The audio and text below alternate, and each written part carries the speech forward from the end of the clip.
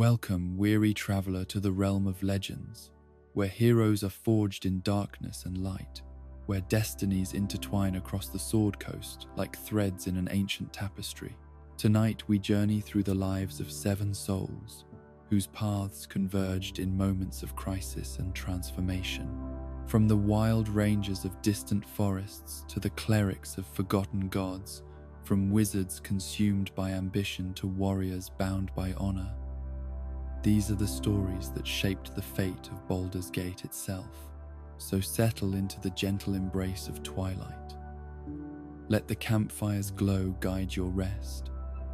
and allow these tales to carry you toward peaceful dreams. In the vast steppes of Rashemen,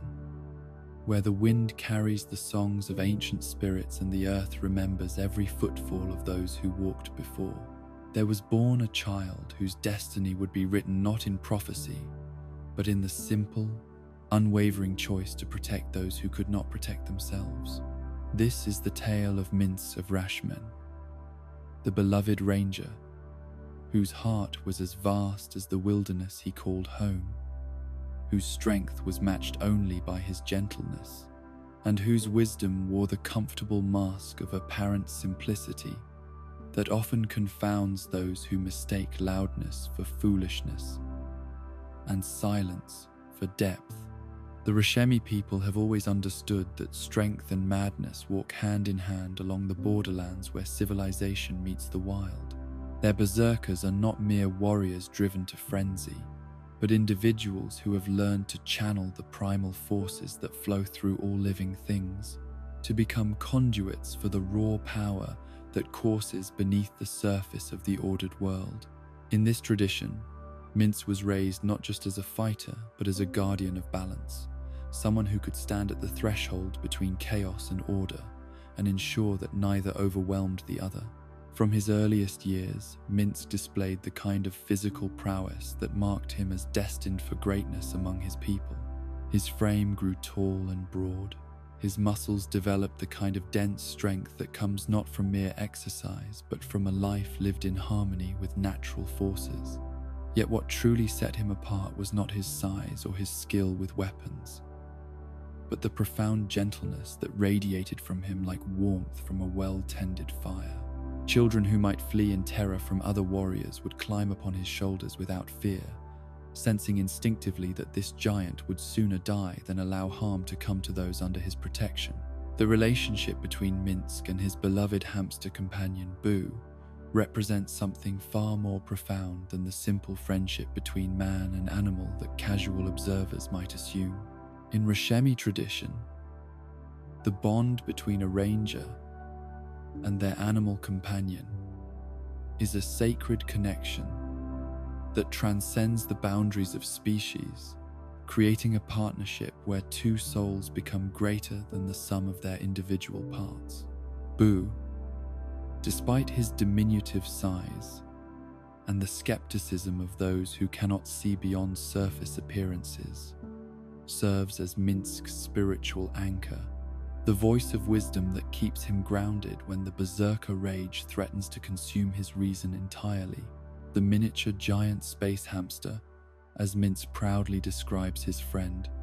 embodies the Rashemi understanding that wisdom often comes in unexpected packages, that the smallest creatures may carry the greatest truths, and that those who are quick to dismiss what they do not understand reveal more about their own limitations than about the subjects of their scorn. Boo's presence in Minsk's life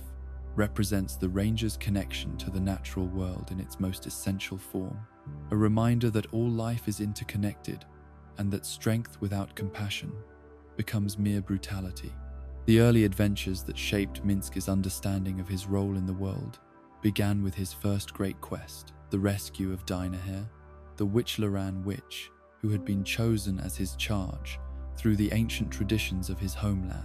This mission was not merely a test of his combat prowess or his tracking abilities, but a fundamental examination of his character, his commitment to others, and his willingness to sacrifice personal comfort for the welfare of someone he had sworn to protect. Dinneair represented everything that Rashemi culture valued in its wise women, intelligence, magical power, spiritual insight,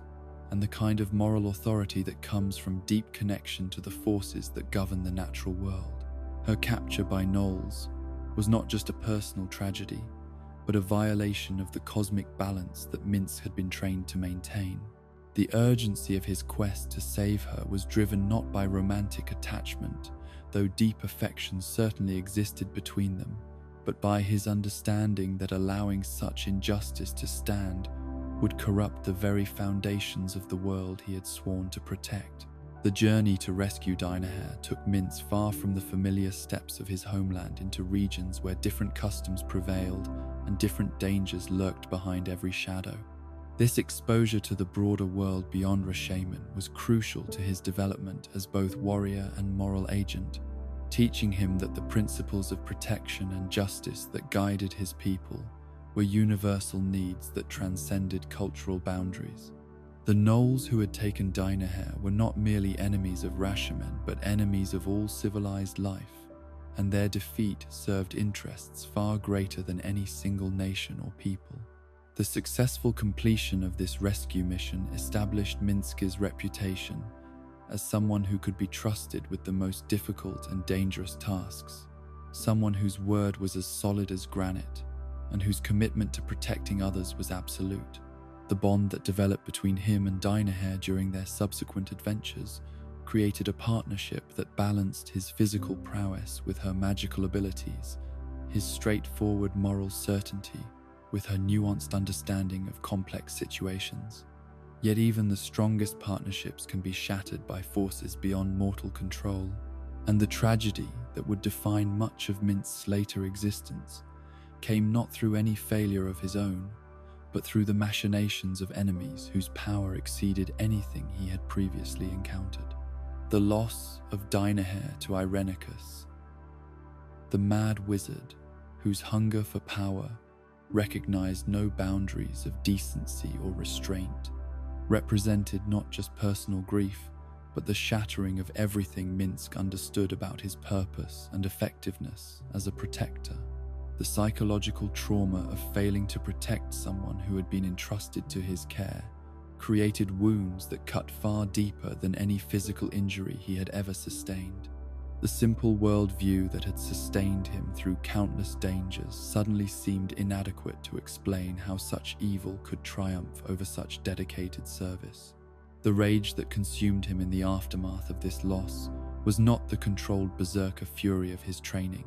but something far more dangerous and self-destructive, a consuming fire that threatened to burn away everything good and noble that remained within him. The capture and subsequent petrification that followed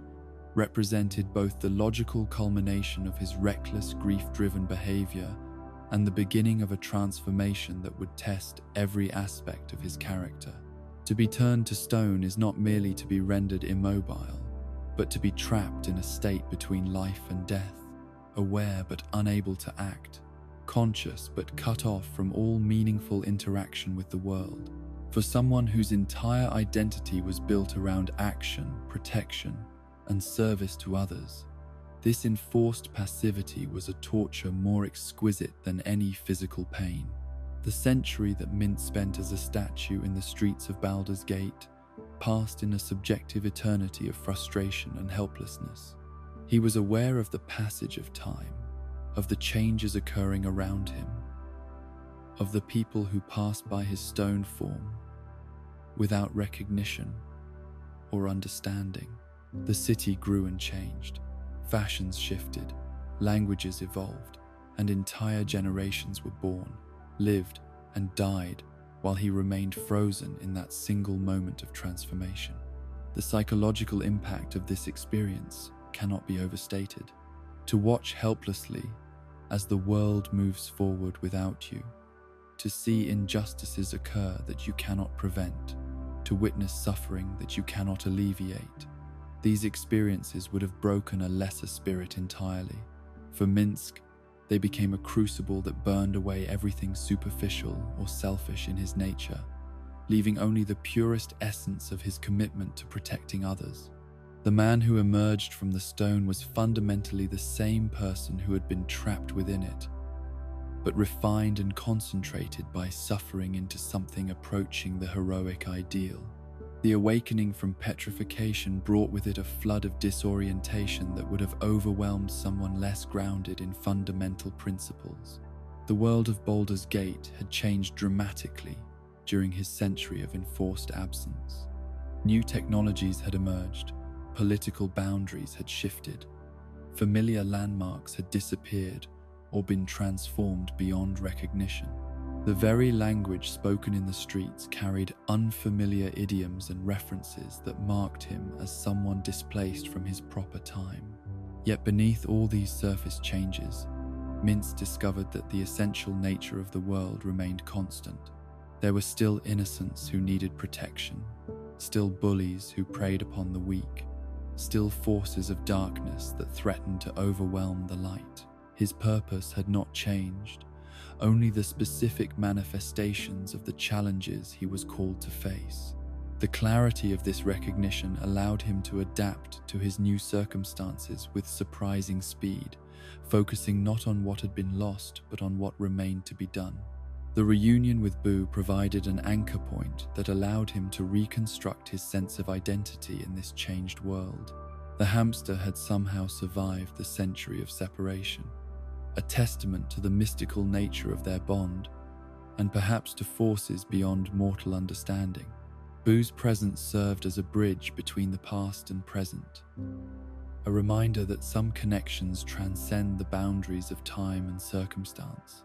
The joy of this reunion was tempered by the absence of Dinneair, whose loss remained an open wound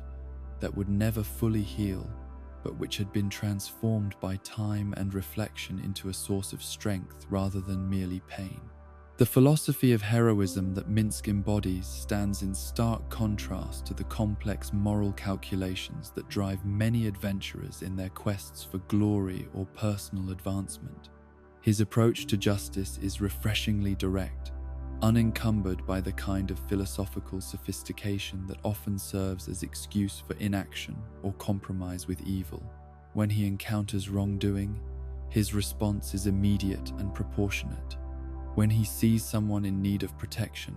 he provides it without consideration of personal cost or potential reward. This simplicity of moral response is often mistaken for stupidity by those who have confused cynicism with wisdom, who believe that complexity of thought necessarily leads to superiority of action. Yet Minsk's apparent simplicity masks a profound understanding of fundamental truths that more sophisticated thinkers often lose in their elaborate mental constructions. He knows that children should be protected because they are innocent, that the weak deserve defense because they cannot defend themselves, that evil should be opposed because it is evil. These truths require no qualification or exception to retain their validity. The nature of what others call Minsk's madness deserves careful consideration, for it represents not a breakdown of reason, but a different way of organizing and expressing rational thought. His conversations with Boo, which some dismiss as evidence of delusional thinking, actually demonstrate a sophisticated understanding of the need for counsel and reflection before taking action. The fact that he seeks this guidance from a hamster rather than from human advisors speaks not to mental instability, but to a recognition that wisdom can come from unexpected sources, and that true friends offer honest counsel regardless of their species or size. The apparent disconnection from reality that others perceive in Minsk's behavior often reflects his connection to realities that operate on different levels, from mundane concerns about social status or material acquisition. His priorities are organized around eternal principles rather than temporal advantages, around moral imperatives rather than practical considerations. This perspective can appear bizarre to those who have become so immersed in the details of daily life that they have lost sight of the larger patterns that give existence meaning. The berserker rage that Minsk can summon in battle represents not a loss of control, but a conscious choice to channel primal forces in service of protection and justice. The fury that overwhelms him in these moments is not random or destructive, but precisely focused on the elimination of threats to those he has sworn to defend. The apparent loss of reason that accompanies these episodes is actually a temporary transcendence of the limitations that rational thought imposes upon physical action, allowing him to achieve feats of strength and endurance that would be impossible under normal circumstances. His relationship with the natural world reflects the deep understanding that all life is interconnected and that the health of the whole depends upon the welfare of each individual part. The ranger's traditional role as guardian of the wilderness extends in Minsk's case to encompass all threatened life, whether it exists in forest glades or city streets. His ability to communicate with animals, to sense their needs and fears, to coordinate with them in battle or exploration, demonstrates a level of empathy that transcends the boundaries between species. The bond he shares with various animal companions throughout his adventures reveals different aspects of his character and his understanding of the natural order. Each creature that chooses to fight alongside him represents a different facet of the wild's response to the forces of destruction and chaos that threaten the balance of existence. These partnerships are not based on domination or mere utility, but on mutual respect and shared commitment to protecting what they both value. The weight of responsibility that Minsk carries as a protector of others is something he bears with remarkable grace, despite the immense pressure it places upon his spirit. Every person who looks to him for safety becomes a sacred trust that he will honor regardless of personal cost. This commitment extends beyond formal obligations or official duties to encompass anyone whose welfare he has the power to influence. The simplicity of his moral code makes it impossible for him to rationalize abandoning those who need his help, even when such abandonment might serve some greater strategic purpose. The guilt he experiences when he fails to prevent harm from coming to those under his protection is profound and lasting, yet it never becomes an excuse for abandoning his duty or retreating into self-protective cynicism. Each failure becomes a lesson that strengthens his resolve to do better in future encounters with evil. The memory of those he could not save serves not as a burden that weighs him down, but as a motivation that drives him to greater efforts on behalf of those he still has the chance to protect. The joy that Minsk finds in successful protection of others reveals the deep satisfaction that comes from living in accordance with one's fundamental nature and highest values. When he sees children playing safely because he has eliminated the threats that menace them, when he witnesses the reunion of families that he has rescued from danger, when he observes communities flourishing under the security his presence provides, he experiences the kind of fulfillment that no amount of personal achievement or material reward could match. His capacity for friendship extends far beyond the bond he shares with Boo to encompass all those who demonstrate similar commitment to protecting the innocent and opposing evil. The relationships he builds with fellow adventurers are characterized by absolute loyalty and unwavering support, yet they are also marked by his ability to see past surface differences, to recognize the fundamental goodness that motivates others' actions. His friendship is not conditional upon agreement or similarity of background, but upon shared values and demonstrated character. The legacy that Minsk creates through his adventures is not measured in accumulated wealth or defeated enemies, but in lives saved, communities protected, and examples set for others to follow. His influence extends far beyond the immediate results of his actions to encompass the inspiration he provides to those who witness his unwavering commitment to doing what is right regardless of personal cost. In a world often dominated by cynicism and moral compromise, his example serves as a beacon that reminds others of what heroism actually looks like when lived rather than merely proclaimed. The stories that are told about Minsk in taverns and around campfires throughout the realms focus not on his strength or his combat prowess, though both are considerable, but on his kindness, his reliability, and his absolute refusal to abandon those who depend upon him. These tales inspire others to acts of courage and selflessness, creating ripples of positive influence that extend far beyond anything he could achieve through direct action alone. In this way, his simple approach to heroism becomes a force for transformation that touches lives he will never know about and solves problems he will never directly encounter. The peace that Minsk has found in accepting his role as protector and guardian represents the kind of deep contentment that comes from perfect alignment between one's actions and one's values.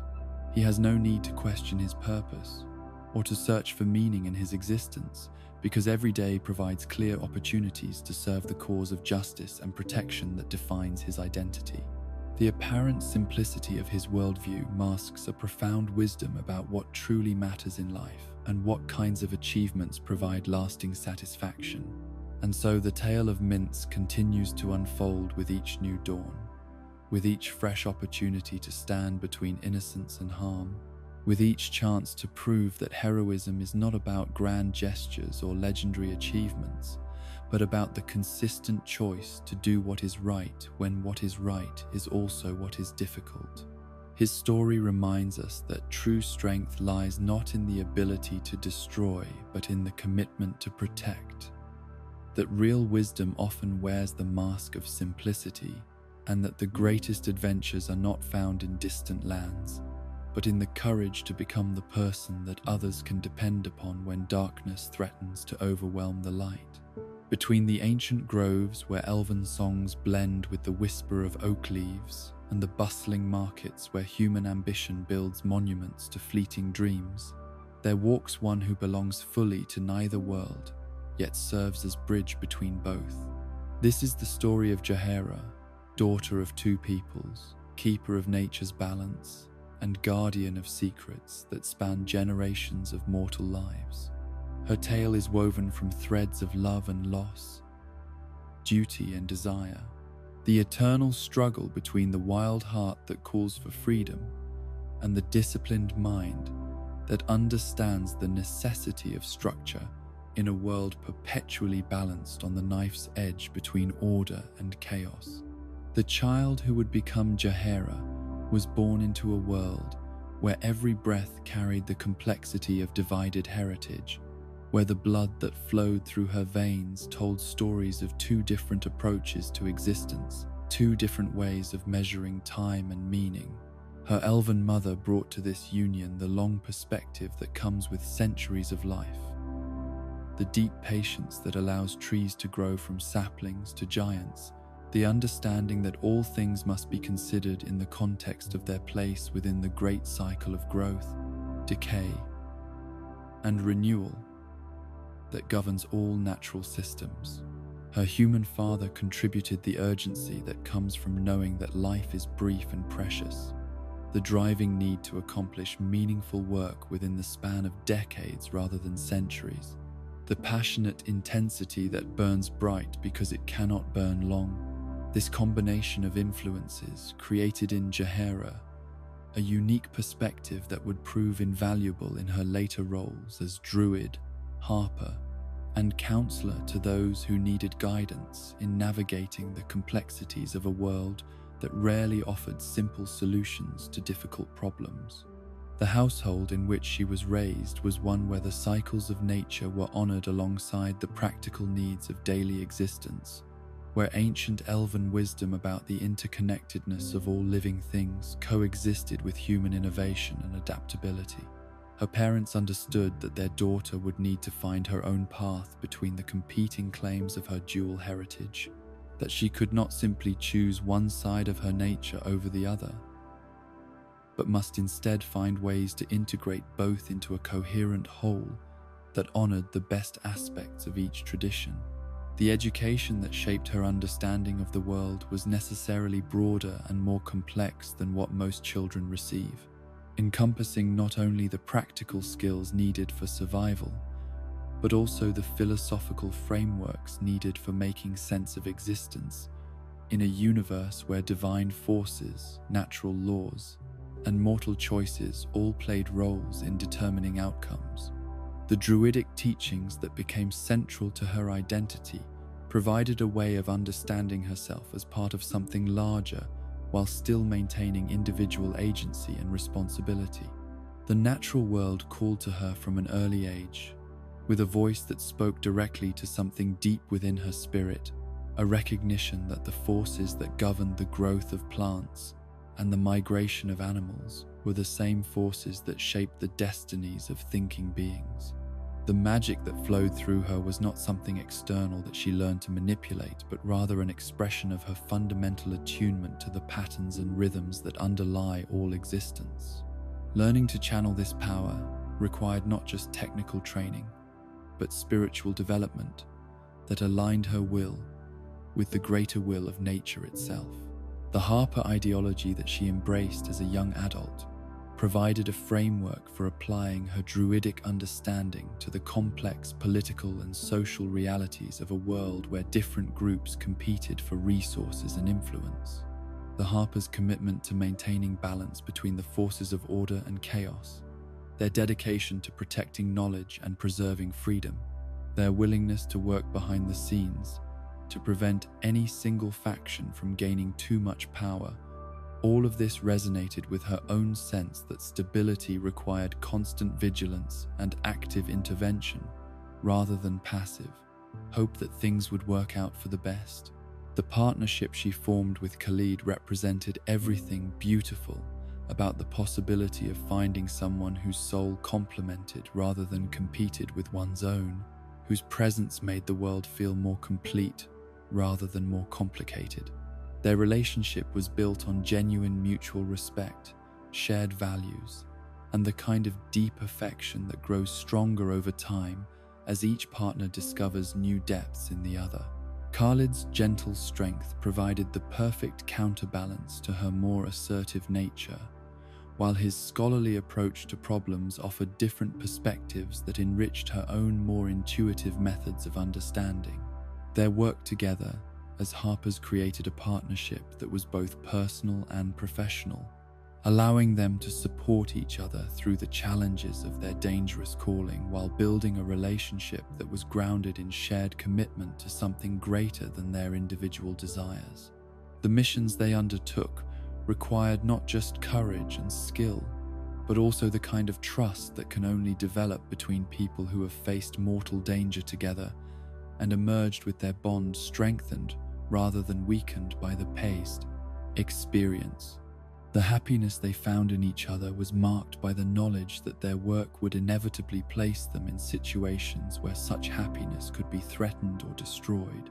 Yet this awareness only made them more conscious of the need to treasure each moment of peace and contentment they were granted. Their love was not the naive passion of youth, but the mature affection of two people who understood both the value of what they had found and the fragility of all mortal arrangements in a world where powerful forces competed for dominance. The mission that would ultimately shatter this carefully constructed life began as so many Harper operations did, with reports of disturbing activities that required investigation and possible intervention. The wizard, known as Irenicus, had come to their attention through a pattern of disappearances and strange magical phenomena that suggested someone with considerable power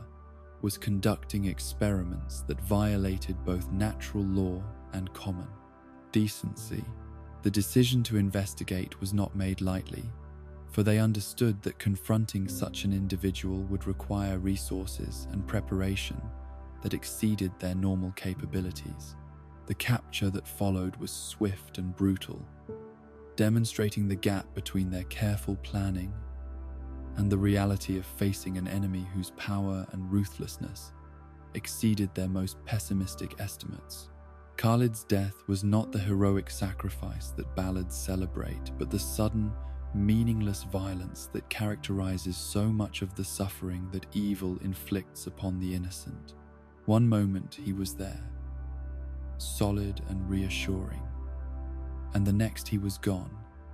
leaving behind only the terrible silence that follows the destruction of something precious and irreplaceable. The grief that consumed Jahera in the aftermath of this loss was unlike anything she had previously experienced, a pain that seemed to hollow out her chest and make every breath an act of conscious will rather than natural reflex. The Druidic understanding of death as part of the natural cycle provided intellectual framework for accepting what had happened, but offered little comfort against the emotional reality of losing the person who had been her anchor in a Prossen sea, chaotic world. The cycles of nature include death and renewal, but they do not promise that what is lost will be replaced by something equivalent, only that life will continue in different forms. The practical challenges of continuing their mission without his support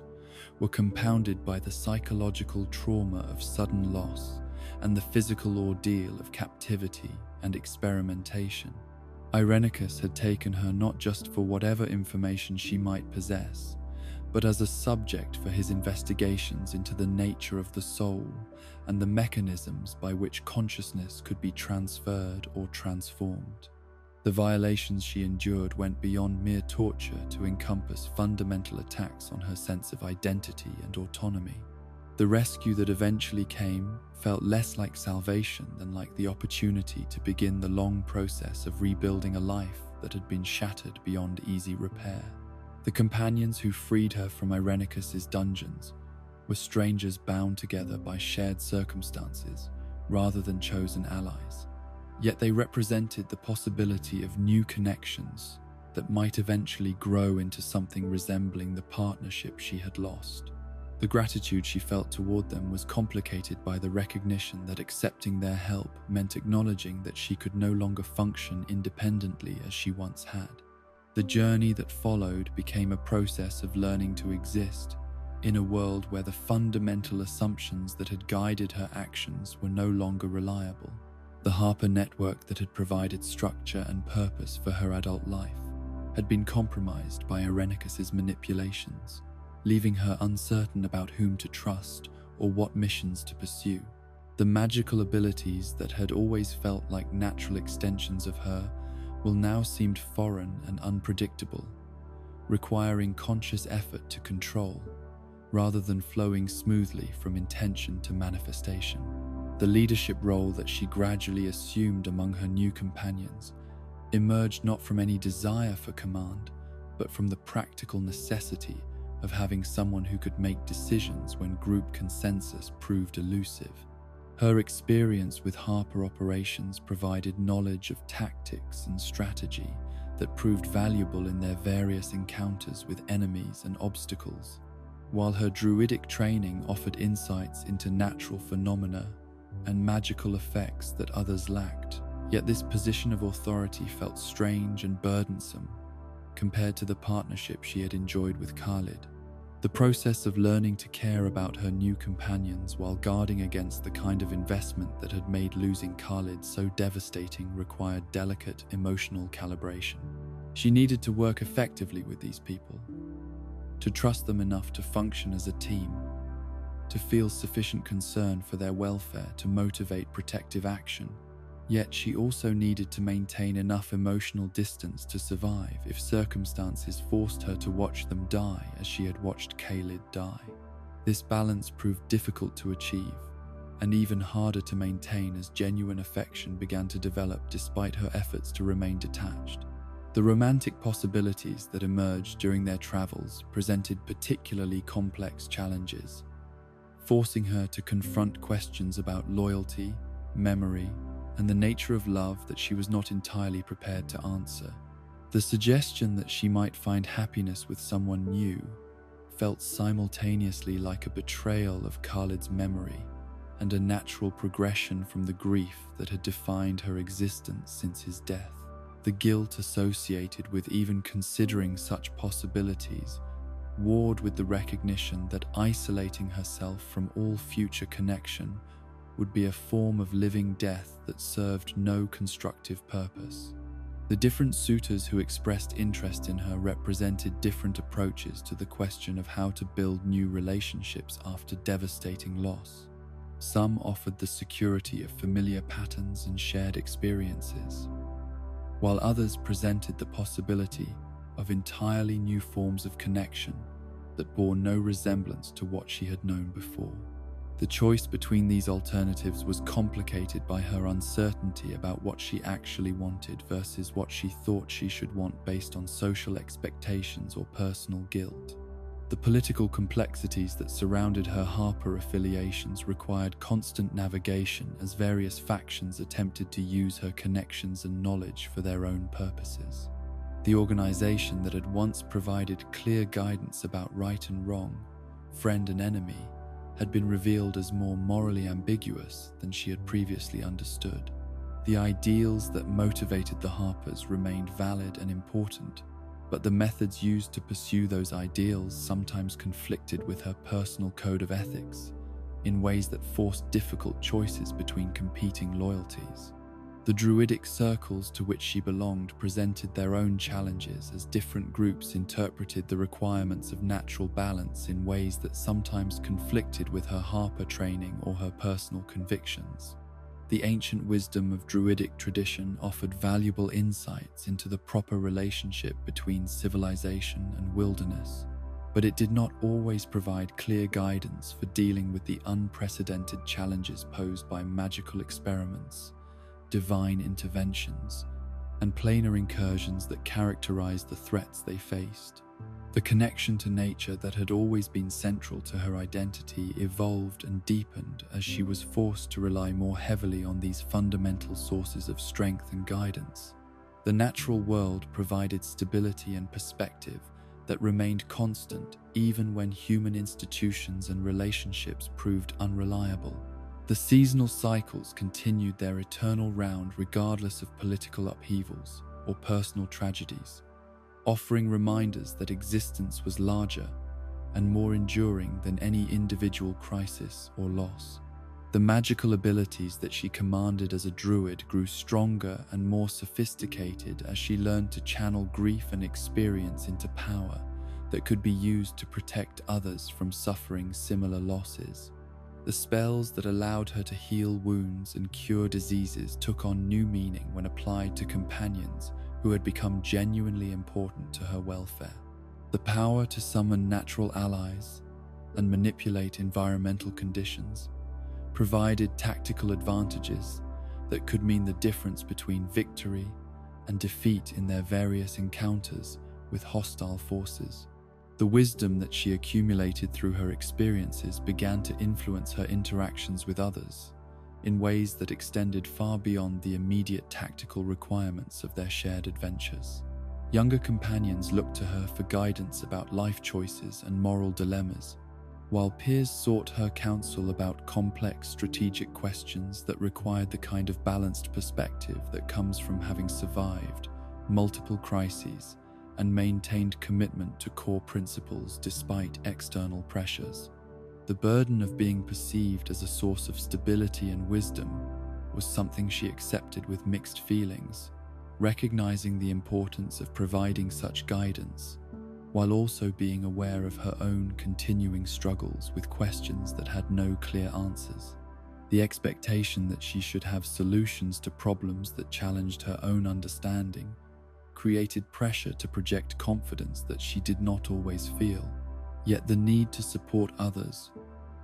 often helped her find clarity about issues that had seemed overwhelming when considered in purely personal terms. The long view that came from her elven heritage proved invaluable when dealing with setbacks and disappointments that might have seemed catastrophic from a purely human perspective. The understanding that most problems were temporary, while the underlying patterns of existence remained stable, allowed her to maintain hope and determination, even during periods when immediate circumstances appeared hopeless. This perspective helped her provide reassurance to companions who were struggling with despair or uncertainty about their chances of success. The evolution of her beliefs about intervention versus non-interference reflected the complex lessons learned from watching the consequences of both action and inaction play out across various crises. The Druidic principle of maintaining natural balance had to be weighed against the Harper commitment to actively opposing forces that threatened freedom and knowledge. The synthesis she developed between these sometimes conflicting approaches required constant re-evaluation as new situations presented unique challenges that could not be addressed through simple application of existing principles. The healing that gradually took place within her own spirit was not a matter of forgetting the past or minimizing the significance of what had been lost, but rather of learning to carry grief in ways that honored memory without preventing growth. The love she had shared with Khaled remained a central part of who she was, but it no longer dominated her emotional landscape to the exclusion of other possibilities. The scar tissue that formed around this wound was stronger than the original flesh, providing protection without eliminating sensitivity entirely. The peace that she eventually found was not the absence of conflict or uncertainty, but rather the development of internal resources sufficient to handle whatever challenges might arise, without losing essential aspects of her identity or abandoning core commitments to protecting others. The strength that emerged from surviving the worst possible loss was different from the confidence of youth, but proved more reliable under pressure and more helpful to others who were facing their own crises of faith or purpose. The legacy that Jahera created through her choices and actions extended far beyond the immediate results of her various adventures, to encompass the example she provided of how to maintain dedication to important principles while adapting to changing circumstances. Her story reminds us that wisdom is not about having all the answers, but about continuing to ask the right questions. That strength is measured not by the absence of pain, but by the willingness to continue caring despite the risk of future loss. And that true balance requires not perfect equilibrium, but the dynamic responsiveness that allows life to flourish in an ever-changing world. In the hallowed halls of Candlekeep, where ancient tomes hold secrets that predate the rise and fall of empires, where silence is broken only by the whisper of turning pages and the soft footfalls of scholars pursuing knowledge that spans millennia, there grew up a child whose laughter brought warmth to corridors that had known only contemplation for generations beyond count. This is the story of Imoen, the bright spirit who transformed a fortress of learning into a home, whose friendship became the anchor that kept another soul tethered to light when darkness threatened to consume everything good in the world, and whose destiny would prove far more terrible and wonderful than anyone could have imagined during those innocent years of shared childhood games and whispered secrets. The orphan who came to be known as Imoen arrived at Candlekeep, carrying nothing but the clothes on her back, and a spark of curiosity that burned brighter than the most carefully tended reading lamps in the great library's deepest archives. The circumstances of her arrival were shrouded in the same mystery that surrounded so many children who found their way to the fortress, whether through tragedy, abandonment, or the kind of divine intervention that moves in ways too subtle for mortal minds to easily comprehend. The monks who accepted her into their community asked few questions about her origins,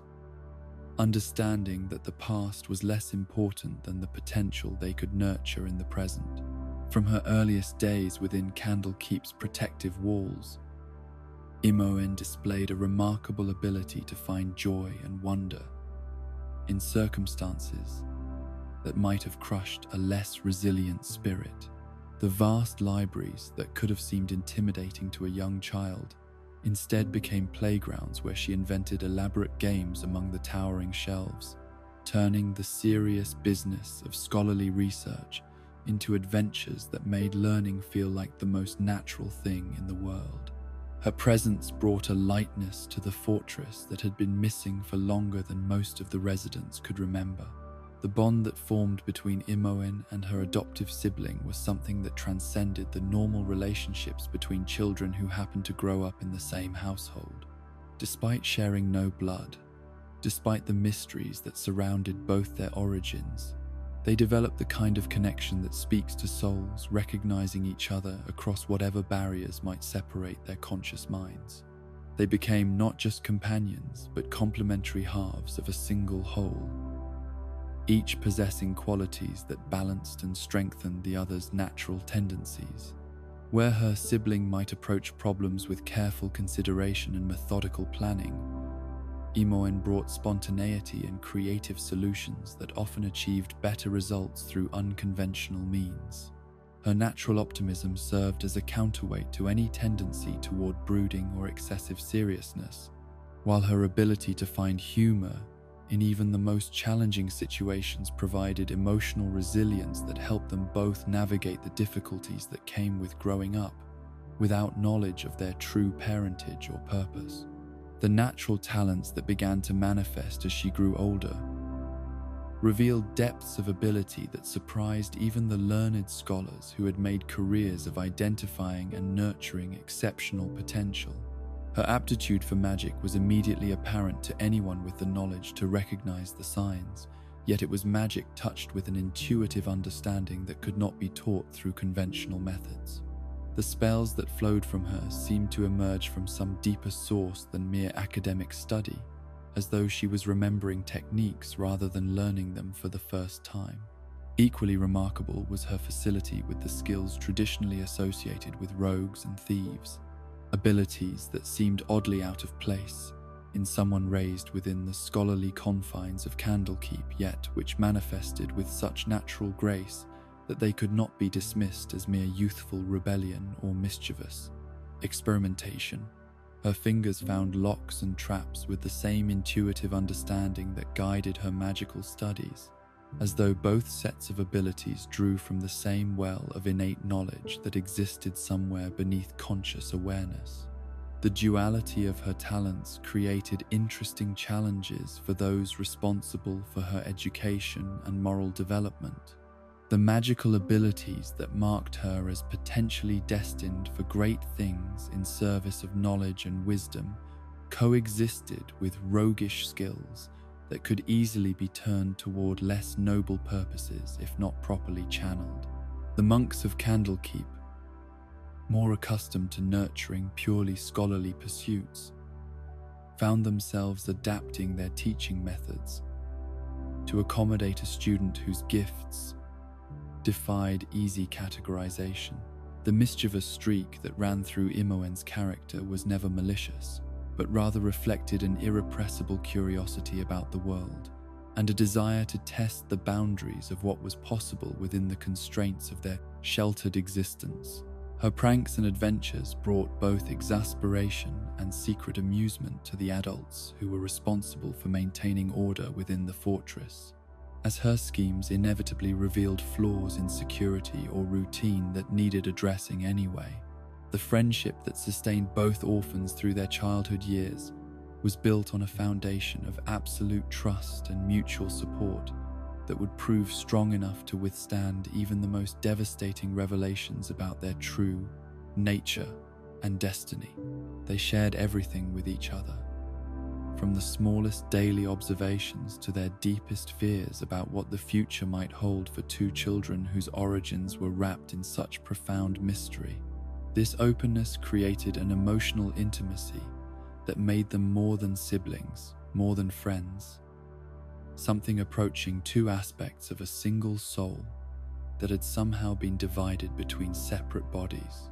The games they invented together often involved elaborate fantasy scenarios where they imagined themselves as heroes embarking on grand adventures to save the world from various threats, never suspecting that these innocent entertainments were preparing them for realities far more dangerous and significant than anything their childish imaginations could conceive. The roles they naturally adopted in these games revealed aspects of their personalities that would prove prophetic, with Imoen often serving as the scout who discovered hidden dangers and secret passages, while providing the emotional support that kept hope alive during the darkest moments of their imagined quests. The peaceful years of their shared childhood came to an end, not through any failure or tragedy within Candlekeep itself, but through the arrival of forces from the outside world that shattered the illusion of safety that had protected them from knowledge of their true heritage. The attack on their foster father and the revelation of the Bhaalspawn legacy that connected them both to divine power and terrible destiny transformed their understanding of themselves and their place in the world in ways that could never be undone or forgotten. The journey that followed their departure from Candlekeep tested every aspect of the bond they had forged during their years of sheltered existence, forcing them to adapt their relationship to circumstances that bore no resemblance to anything they had previously experienced. The comfortable roles they had established within the familiar confines of the fortress had to be renegotiated as they encountered dangers that required different kinds of courage and different forms of mutual support than their childhood games had demanded. Imoen's natural resilience and optimism proved invaluable during the early stages of their adventures, as her ability to maintain hope and find reasons for laughter helped prevent the mounting pressures and revelations from overwhelming her companion's ability to function effectively.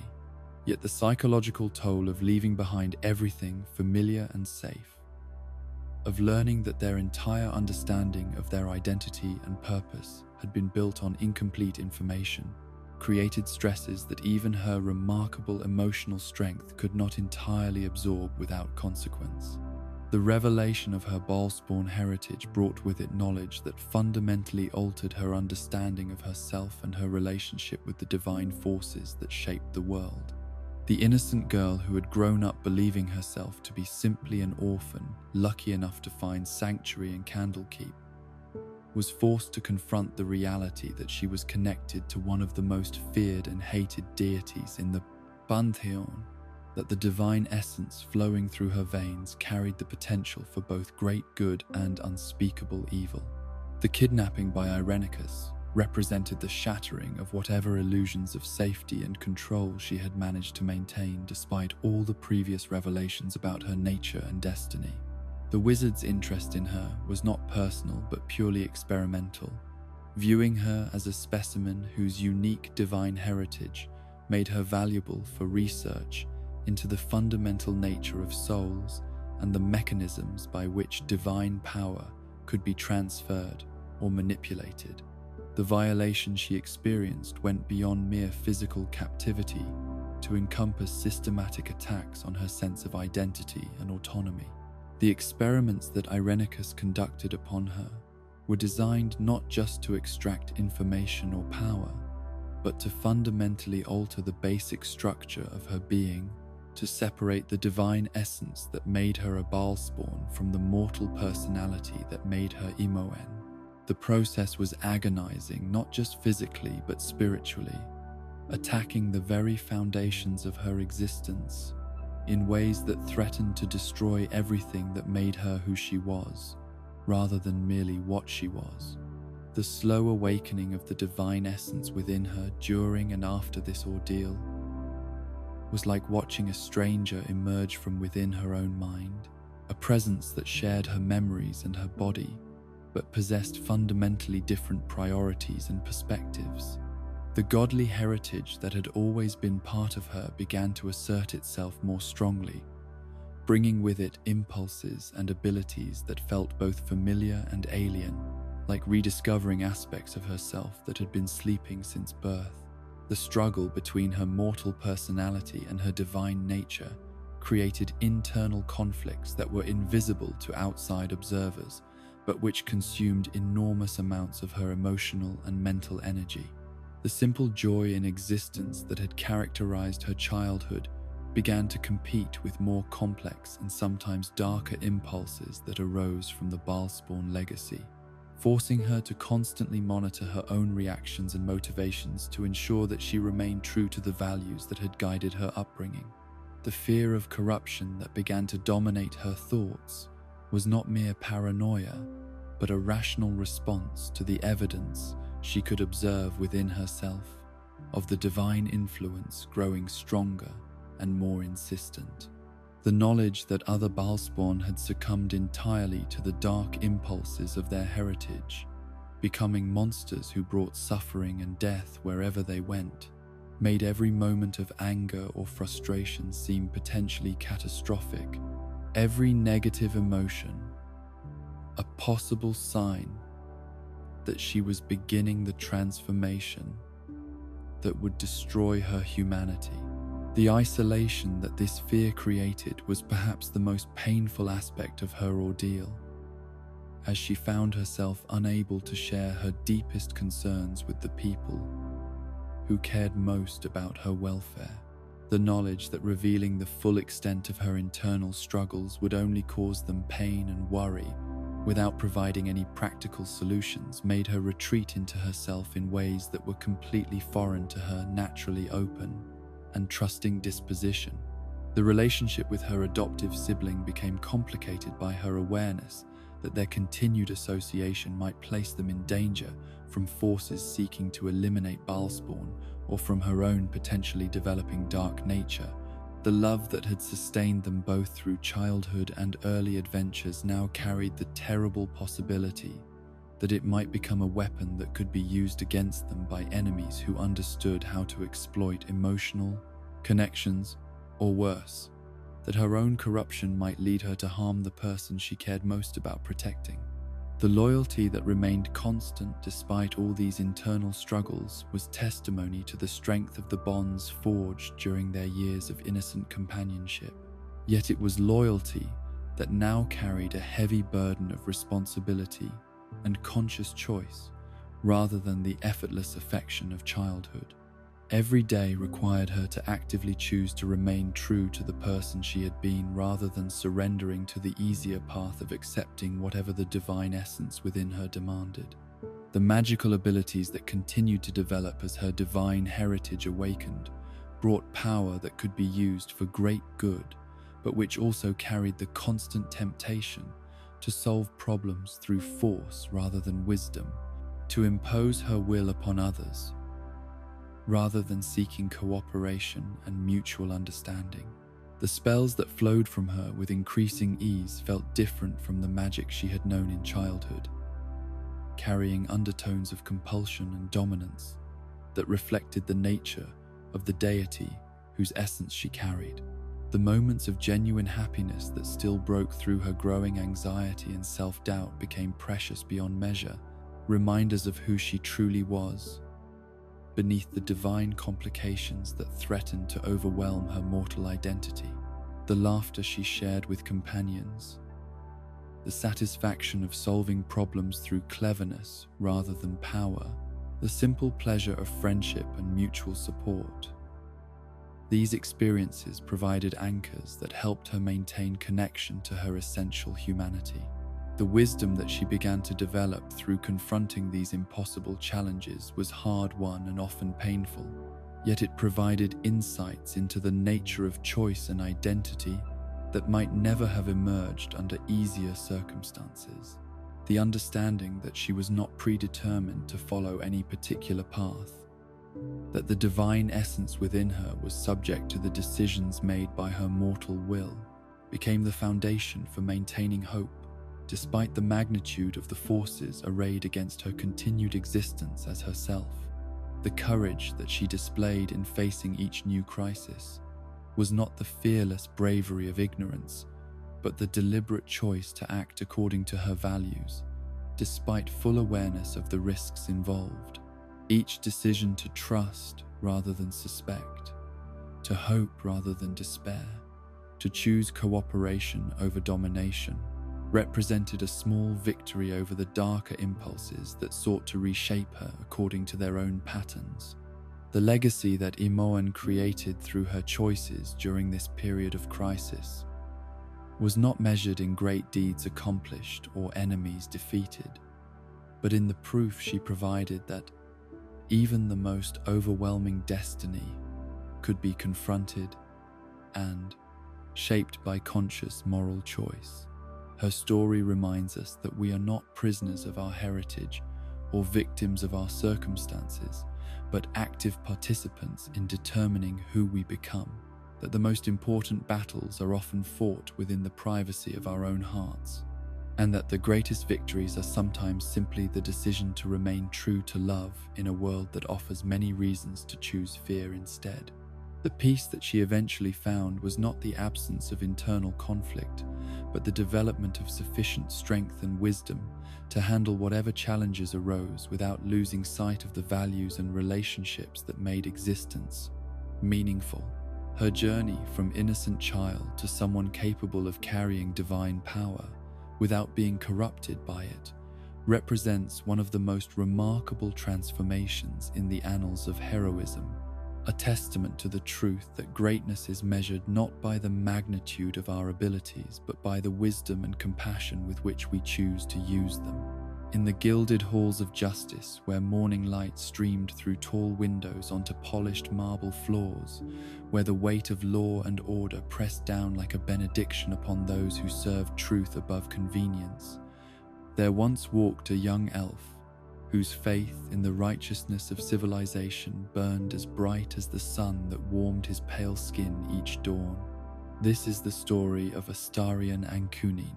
whose journey from idealistic magistrate to broken spawn to something approaching wholeness again reminds us that even the deepest wounds can heal, that even the most systematic cruelty cannot entirely destroy the spark of choice that makes us human, and that redemption is always possible for those brave enough to reach for it when it is offered freely rather than demanded through force or manipulation. The magistrate who dispensed justice from his bench in Baldur's Gate was everything that civilized society claimed to value in its servants. Brilliant without being arrogant, fair without being naive, incorruptible without being inflexible, he approached each case that came before him with the kind of meticulous care that recognized the profound responsibility inherent in wielding power over other people's lives. His chambers became known as a place where eloquence mattered as much as evidence, where careful attention to legal precedent ensured that justice flowed like water finding its proper level, rather than pooling in stagnant favor for those with wealth or influence to purchase outcomes. The young elf who had thrown himself into the study of jurisprudence with passionate intensity understood law not merely as a collection of rules and precedents, but as the very framework upon which civilized society rested. In the intricate dance of legal argument and constitutional principle, he saw the power to shape lives for the better, to protect the innocent from those who would prey upon their weakness, to ensure that the mighty could not simply impose their will upon the defenseless through superior force. The idealistic magistrate who would one day learn the bitter taste of injustice believed absolutely in the system he served. The cases that filled his days reflected the complex nature of life in a cosmopolitan city where different peoples with different customs and different ways of understanding the world had to find ways to coexist peacefully. Disputes between merchants who measured profit in different currencies of value, conflicts between neighbors whose cultural backgrounds created misunderstandings that escalated into genuine grievances, crimes that arose from desperation rather than malice. All of these required not just knowledge of statutory law, but deep understanding of human nature and the circumstances that drove people to actions they might never have contemplated under different conditions. His elven heritage provided him with perspectives that his human colleagues sometimes lacked, particularly the long view that comes from knowing that decisions made today would echo through decades and centuries to come, where others might focus on immediate consequences or political expedience. Aarian could envision how precedents established in his courtroom might affect future generations, how choices that seemed reasonable in the moment could create lasting problems if they were not carefully considered within the broader context of social development and moral evolution. The reputation for integrity that he cultivated throughout his career was built not on grand gestures or dramatic confrontations with corruption, but on the consistent choice to follow principle rather than preference, to base decisions on evidence rather than influence, to treat every person who appeared before his bench with the dignity and respect that their humanity deserved, regardless of their station or circumstances. This dedication to fairness made him beloved by those who had little power to protect themselves, and feared by those who were accustomed to having their desires treated as commands. The nobles who would ultimately orchestrate his destruction represented everything corrupt about power, unchecked by accountability, wealth untempered by compassion, privilege unbalanced by responsibility. Their expectation that the legal system existed primarily to legitimize their desires and protect their interests was so fundamental to their worldview that Astarian's refusal to cooperate with their schemes seemed not like integrity, but like insolence that demanded correction through whatever means proved most expedient. The specific case that sealed his fate involved the kind of abuse of authority that his entire career had been dedicated to preventing. Yet the details have been lost to time and the chaos of transformation that followed. What matters is not the particular injustice they sought to accomplish through corrupting his court, but the pattern of expectation that treated judicial independence as an obstacle to be overcome rather than a principle to be respected. When legal argument failed to achieve their desired outcome, they turned to methods that revealed the ultimate foundation of their power in violence rather than legitimacy. The attack that ended his mortal life came on a night when autumn mist hung thick in the narrow alleys of Baldur's Gate, muffling sound and concealing movement in ways that made the city feel more dangerous and mysterious than it appeared during the honest light of day. The magistrate, who had stayed late in his chambers preparing for the next day's cases, was focused on his work rather than his safety, trusting in the protection that civilized society was supposed to provide for those who served its highest ideals. The beating that followed his capture was methodical and personal, designed not just to kill but to communicate the profound displeasure of those who had been denied what they considered their due. Each blow carried the weight of aristocratic outrage at being forced to acknowledge limits on their power. Each moment of torture, a lesson about the consequences of choosing principle over pragmatism. They wanted him to understand exactly why he was dying, wanted his final moments to be filled with the knowledge that virtue was weakness and justice was a luxury that could be withdrawn whenever it became inconvenient. As consciousness faded and life drained from his broken body onto the cold stones of that forgotten alley, as his blood painted abstract patterns that no artist would ever see or appreciate, death seemed like the natural conclusion to a story that had been heading toward tragedy from the moment he chose integrity over survival. The magistrate who had believed so fervently in the power of law to protect the innocent discovered its limitations in the most brutal way possible, learning that all the careful precedents and constitutional protections in the world could not save him from enemies who operated outside the boundaries of civilized behavior. Yet death was not the ending, but a transformation more terrible than anything his scholarly mind could have imagined. Cazador's Tsar had been drawn to the scene by the scent of violence and the promise of fresh prey. But something about the dying elf caught his interest beyond mere hunger. Perhaps it was the irony that appealed to the vampire lord's twisted sense of humor, the delicious contradiction of a magistrate who had spent his life dispensing justice, now receiving the ultimate injustice at the hands of those he had served. Perhaps it was simply convenience, the opportunity to acquire a new spawn without the effort of hunting. The offer that came in those final moments seemed like salvation itself. Life instead of death, immortality instead of ending, the chance to continue existing in a world that still held so much beauty and wonder that he had never had the opportunity to experience. The voice that cut through his dying delirium carried promises of power and knowledge, of the ability to see justice done to those who had wronged him.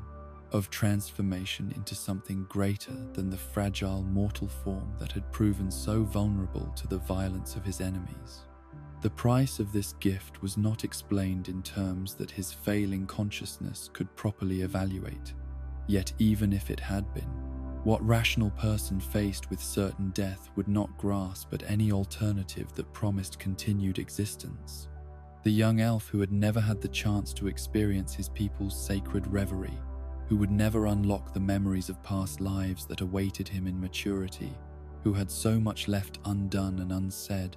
accepted transformation without understanding what he was truly choosing. The awakening that followed was violent and disorienting, a clawing emergence from suffocating earth that had been shoveled over his transformed body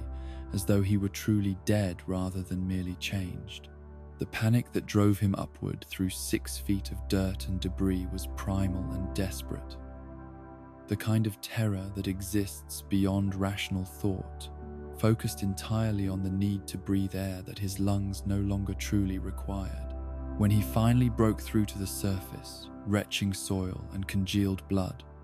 the world that greeted him seemed fundamentally altered in ways that went beyond mere sensory enhancement. Cazador's presence in that moment of rebirth established patterns of dominance and submission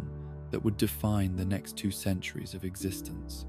The Vampire Lord watched his newest spawn emerge from the earth with the detached interest of someone observing a mildly amusing experiment, showing no compassion for the confusion and terror that were written plainly across features still caked with grave dirt. The words spoken in that moment would echo in Astarian's mind for decades, each syllable carved into memory with the precision of a master craftsman. The casual announcement that freedom was now a luxury he could no longer afford.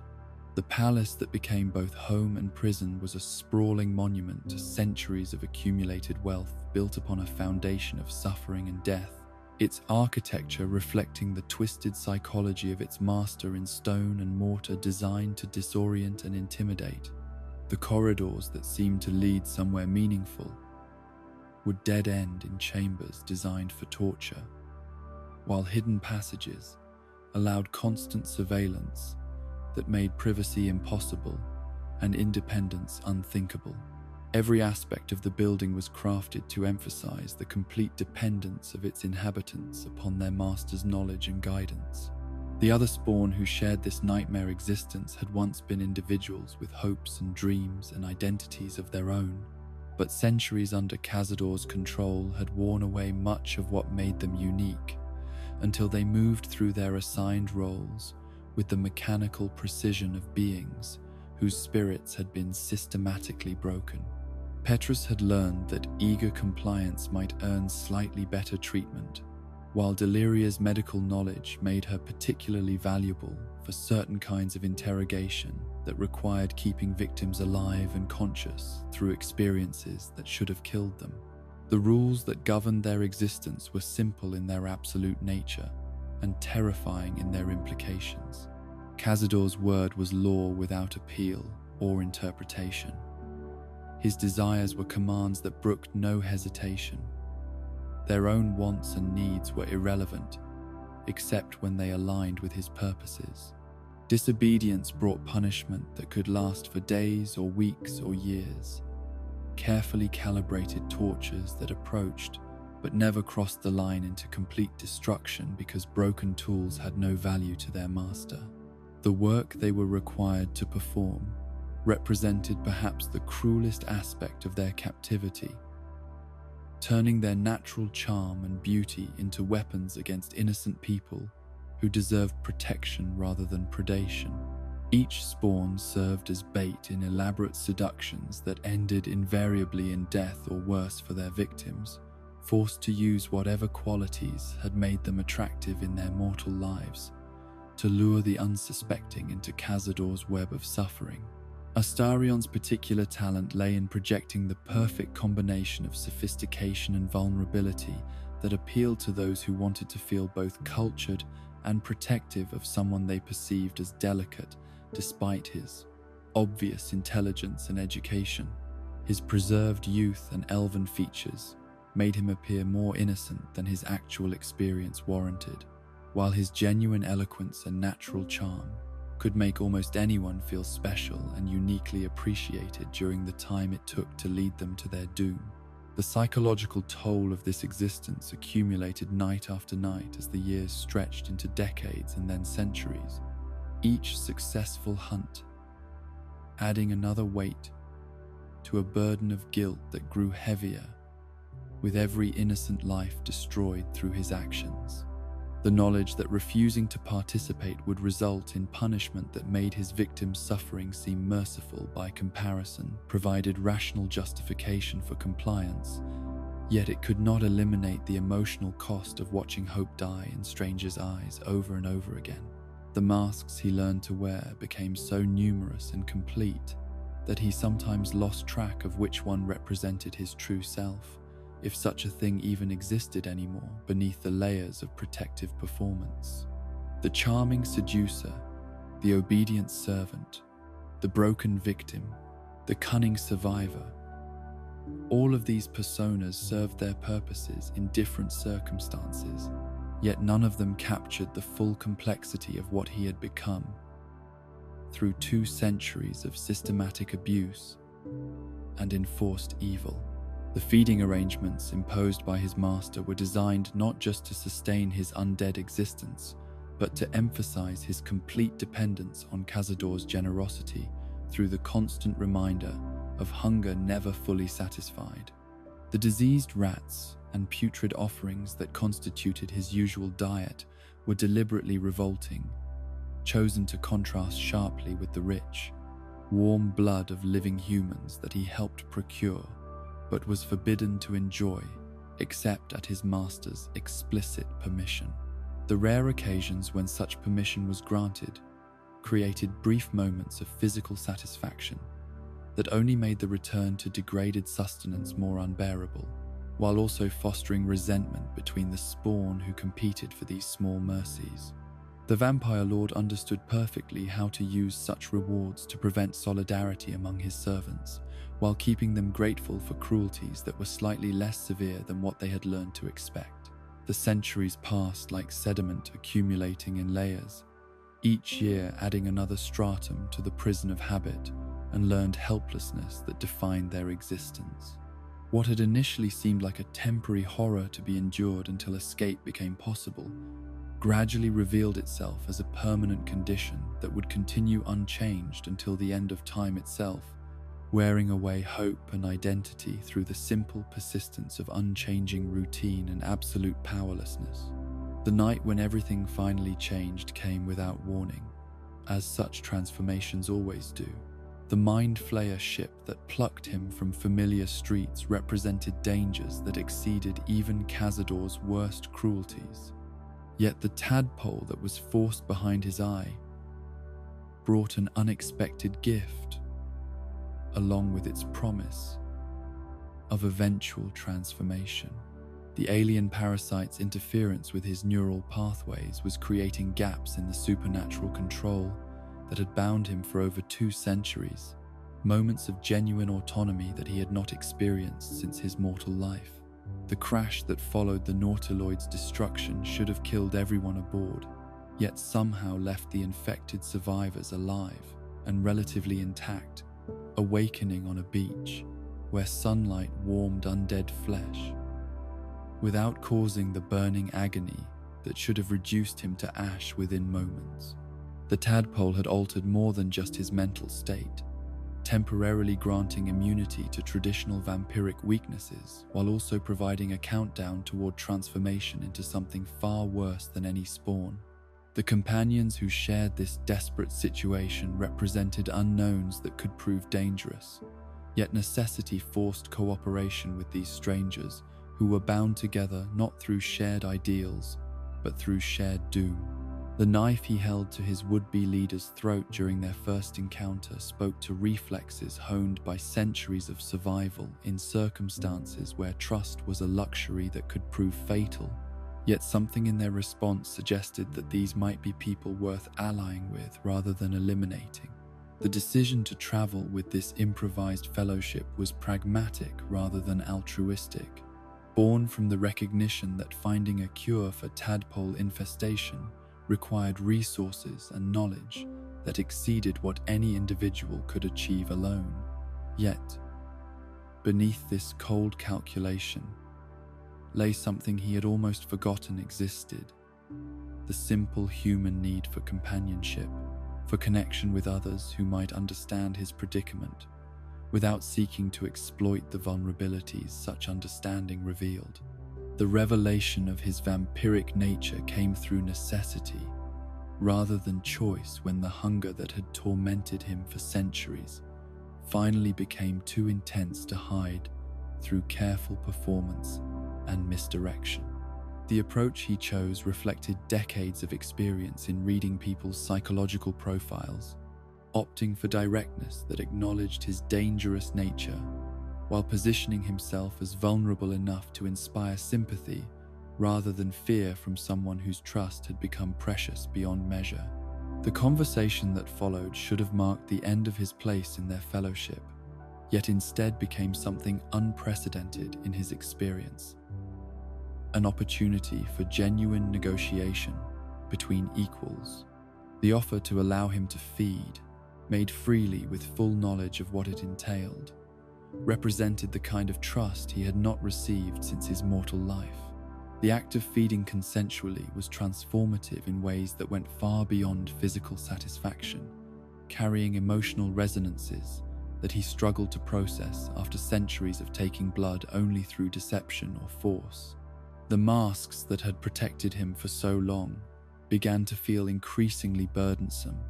as genuine connections developed with people whose welfare had become important to him for reasons that transcended mere utility. The energy required to maintain constant performance was enormous, and the safety he felt with his companions made such expenditure seem less necessary than it had during his captivity, when any moment of authenticity might have been weaponized against him. The gradual dropping of protective facades was not a conscious decision, but an organic process, driven by exhaustion and the growing recognition that his companions valued authentic moments more than polished performances. The laughter that was not calculated for effect, the anger that was not designed to intimidate, the vulnerability that was not intended to inspire protective instincts. These genuine responses felt revolutionary. After centuries of careful emotional control, the developing intimacy that emerged through feeding sessions and growing trust created both opportunity and responsibility, forcing him to navigate the complex territory between survival behaviors learned through trauma and authentic expressions of gratitude and affection. The flirtation that had once served purely as manipulation began to carry undertones of genuine appreciation, though the line between automatic response and conscious choice remained blurry after so many years of using charm as a tool for staying alive. The mirror scene became a moment of profound confrontation with loss and identity when he stood before reflective surfaces that showed only empty space where his image should have been. The inability to see his own reflection was more than just a vampiric limitation, but a metaphor for the complete disconnection from his sense of self that centuries of abuse had created, leaving him uncertain about his own appearance and dependent upon others' descriptions to understand how the world perceived him. The scars that covered his back carried significance far beyond mere decoration or punishment, revealed through divine intervention to be contract terms written in infernal script that bound his essence to a ritual of cosmic horror. The rite of profane ascension that these marks described had never been successfully completed, promising to elevate its practitioner beyond normal vampiric limitations, while requiring the sacrifice of 7,000 spawn, whose deaths would feed power into the ascending vampire until accumulated spiritual energy achieved critical mass. The realization that he had been groomed specifically for this purpose from the moment of his transformation recontextualized every aspect of his captivity, revealing that the particular tortures and humiliations he had endured were all designed to prepare his soul for consumption in the ritual. The other spawn who shared his suffering were revealed as components in the same vast project, while thousands more hidden in deeper chambers had been created specifically for sacrifice rather than service. The knowledge that Cazador was actively hunting him transformed every interaction from potential connection into possible threat. As the Vampire Lord's network of agents and resources made hiding impossible and confrontation inevitable, the psychological warfare that accompanied this pursuit was designed to weaken his resolve and undermine the foundations of agency and self-worth that his companions had helped him rebuild, attacking not just his safety, but his growing sense of identity and purpose. The choice to confront Cazador directly, rather than accepting Raphael's bargain for protection, represented a fundamental decision about what kind of person he wanted to become, choosing uncertain freedom over guaranteed safety that came at the cost of accepting new forms of bondage. The return to the palace of his nightmares required facing not just external enemies, but internal trauma responses that left him disadvantaged precisely when he needed his full capabilities. The confrontation itself was both intensely personal and cosmically significant, a battle between victim and abuser that would determine not just their individual fates but the destiny of thousands of other souls caught in the Vampire Lord's web. The moment when Cazador's control seized him and dragged him toward his position in the ritual array represented perhaps the most terrifying experience of his existence, yet it also sparked rage that had been building for over 2 centuries. The rescue by his companions and the subsequent defeat of his tormentor provided the kind of closure that such profound suffering demanded, yet the moment when he could have seized the ritual's power for himself became the ultimate test of who he would choose to become. The temptation to complete what Cazador had started was overwhelming, offering permanent immunity to traditional vampiric weaknesses and power that would ensure no one could ever victimize him again. The decision to reject ascension and destroy the ritual entirely marked the true moment of his rebirth, choosing growth over power, connection over dominance, healing over revenge. The tears that finally came with Cazador's death were the first genuine tears he had shed since his transformation, representing not just relief, but the beginning of a grief process for everything he had lost during centuries of captivity and the person he might have become under different circumstances. The emotional numbness that followed this victory reflected the complex reality that external triumph could not immediately heal internal wounds that had been decades in the making. Yet it also represented the first genuine peace he had known since his mortal life. The work of rebuilding his identity would continue long after immediate crises were resolved, requiring different kinds of courage than physical bravery and sustained commitment to conscious choice about who to become when such choices were finally his to make. The understanding that healing was an ongoing process rather than a destination provided realistic expectations about recovery while maintaining hope that continued growth was possible. The relationships he had built with his companions offered models for healthy connection and mutual support that could sustain him through the challenges ahead, while the example he could provide to other survivors of abuse might transform his suffering into something that served constructive purposes. The story of Astarian's journey from broken spawn to someone choosing conscious healing reminds us that redemption is always possible for those willing to reach for it, that even the most systematic attempts to destroy human dignity can be overcome by the choice to heal rather than perpetuate cycles of harm, and that true strength is measured not by the ability to dominate others, but by the courage to remain vulnerable enough for genuine connection, despite the risks such openness necessarily entails. In the shadowed halls where moonlight never falls and prayers are whispered to deities who feast upon sorrow, where children learn that love is weakness and compassion is folly, where memory itself becomes a weapon to be wielded against those who would dare to seek truth beyond the comfortable embrace of darkness. There grew a soul whose very existence was built upon foundations of stolen identity and manufactured devotion. This is the story of Shadowheart, the cleric who served a goddess she had never truly chosen, whose faith was forged in chains she could not see, and whose journey toward authentic selfhood would require her to sacrifice everything she believed herself to be, in order to discover who she truly was beneath layers of conditioning and carefully constructed lies. The child who would become known as Shadowheart was stolen not just from her family, but from her very identity, taken at an age when the mind is still soft and malleable, when fundamental assumptions about reality and morality can be shaped like clay in the hands of those who understand the techniques required to rebuild a human soul according to their own specifications. The Sharrans who orchestrated this abduction understood that true conversion could not be achieved through force alone, but required the systematic replacement of authentic memory and genuine affection with artificial constructs that served their purposes more effectively than mere coercion ever could. The process by which they transformed a child of Selûne into a devoted servant of Shah was both art and science,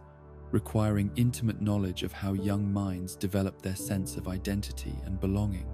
Every original memory had to be carefully extracted and replaced with false experiences that supported the narrative they wanted her to believe about herself and her place in the world.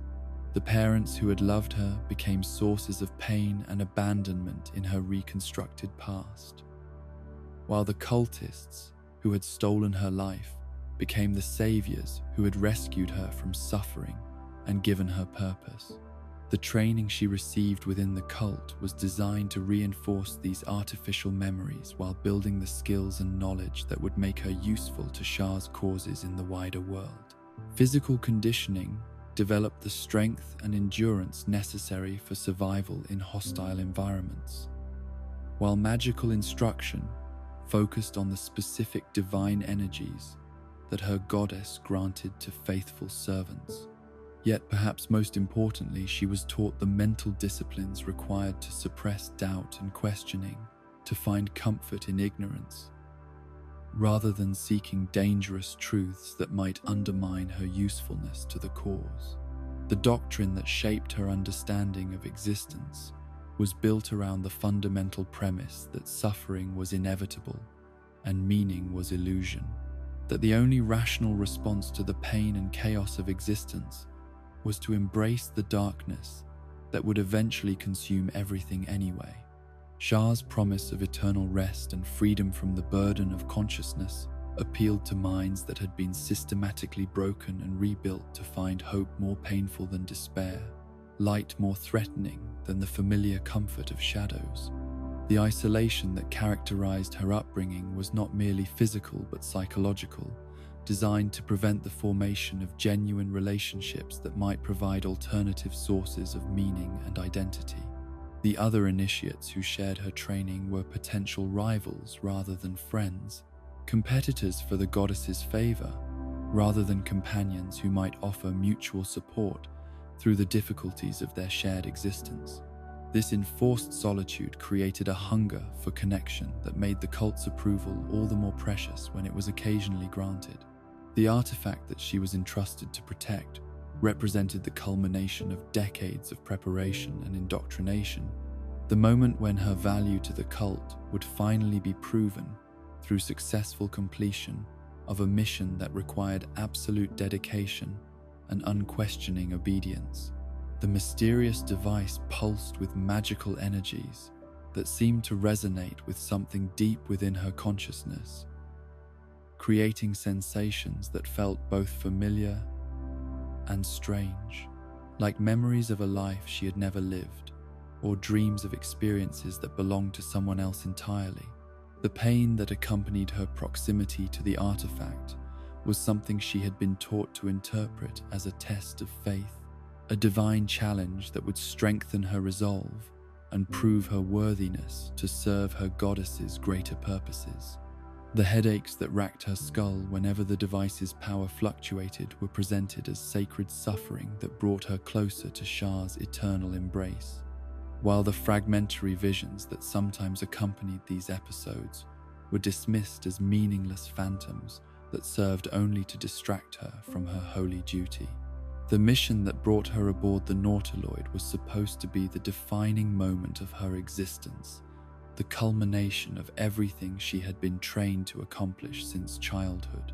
Yet the Mind Flayer ship that carried her toward her destiny also carried the seeds of awakening that would eventually shatter every certainty she had been taught to cherish. The tadpole that was forced into her brain created connections and revelations that her conditioning had never anticipated, opening pathways of thought and memory that had been carefully sealed since her earliest years. The companions who shared her predicament aboard the crashing vessel represented the kind of diverse fellowship that her isolated upbringing had never prepared her to navigate. Each person brought different perspectives and experiences that challenged her understanding of how the world worked and what kinds of relationships were possible between thinking beings. The gradual development of trust and mutual dependence that survival demanded forced her to reconsider fundamental assumptions about whether caring for others necessarily led to weakness and vulnerability. The conversations around their evening campfires became exercises in learning to think for herself,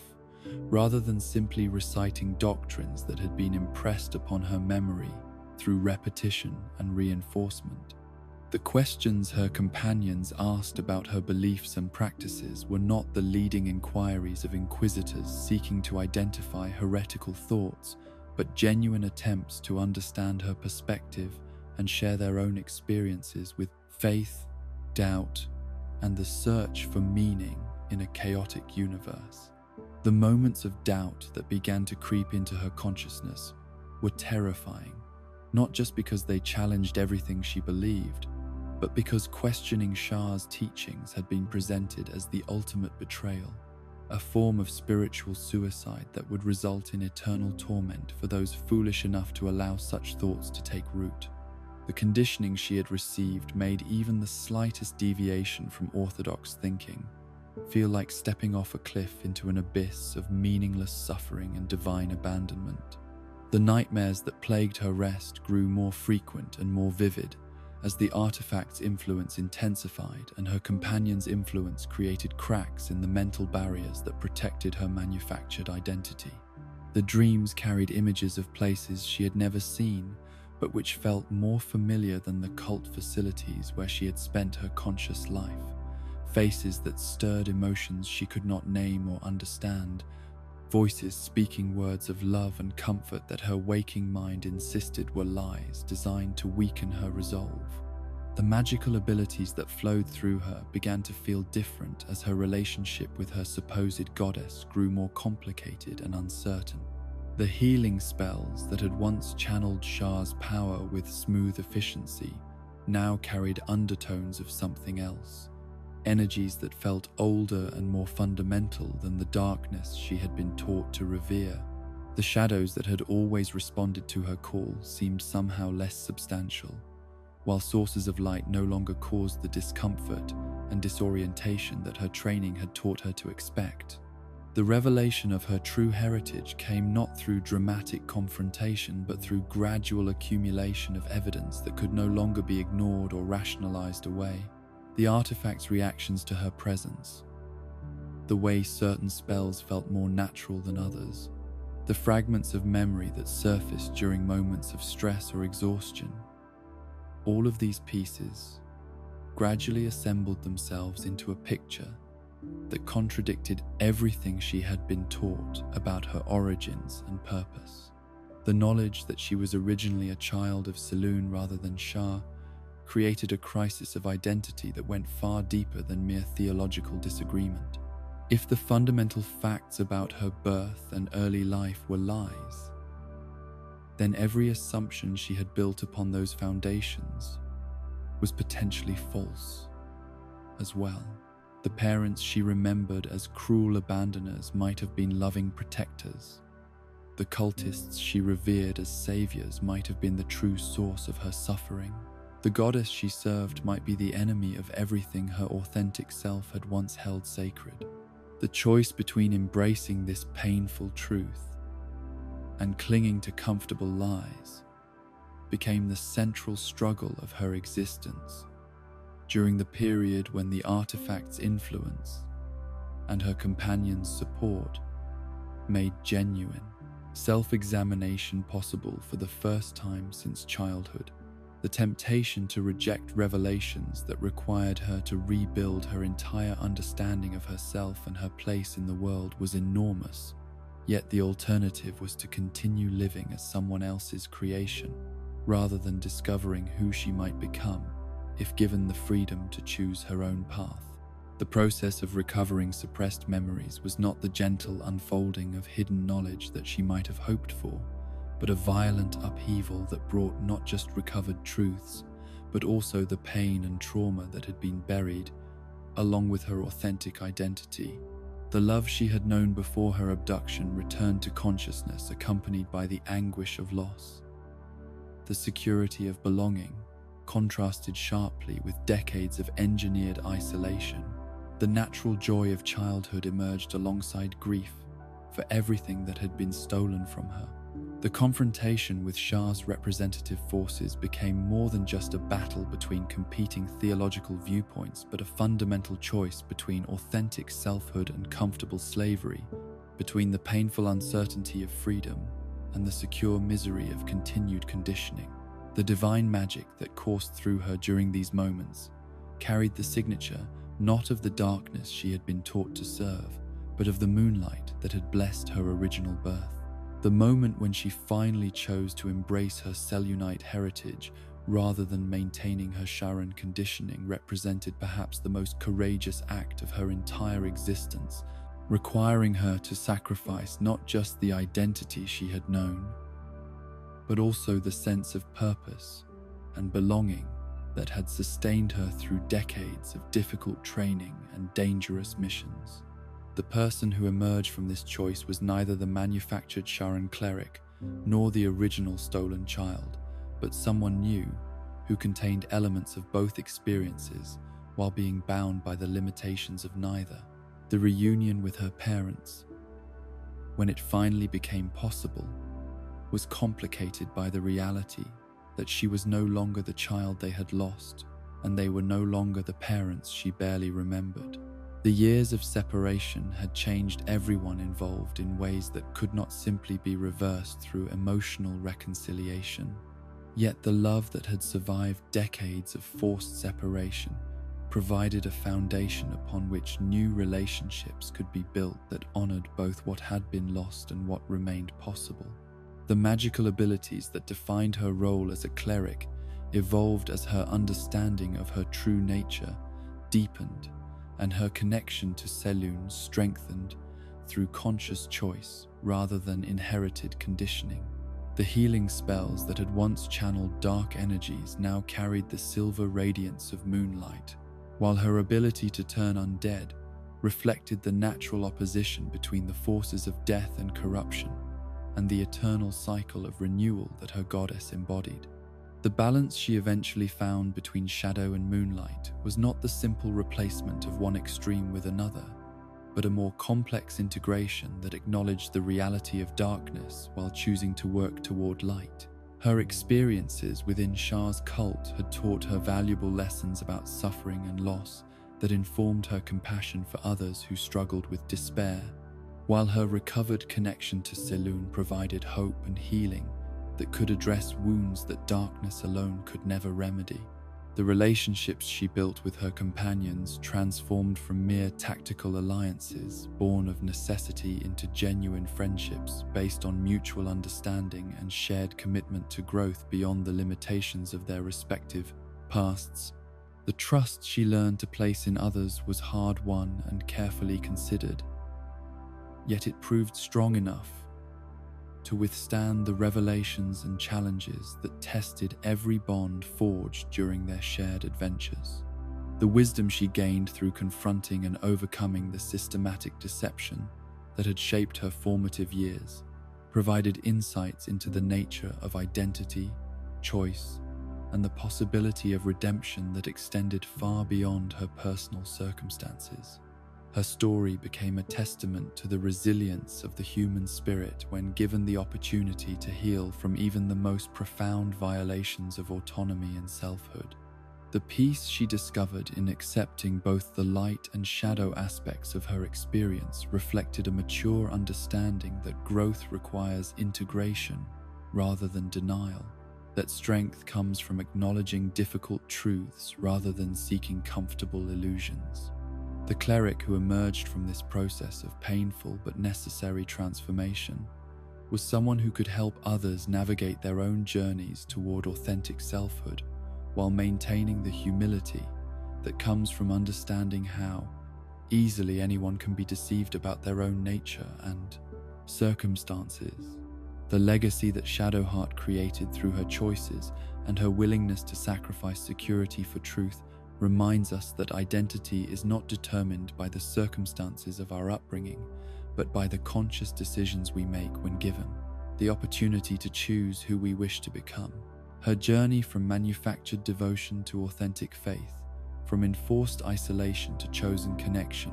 from comfortable lies to painful truths, demonstrates that it is never too late to reclaim our authentic selves if we have the courage to abandon the illusions that keep us imprisoned in lives that serve others' purposes rather than our own deepest values and aspirations.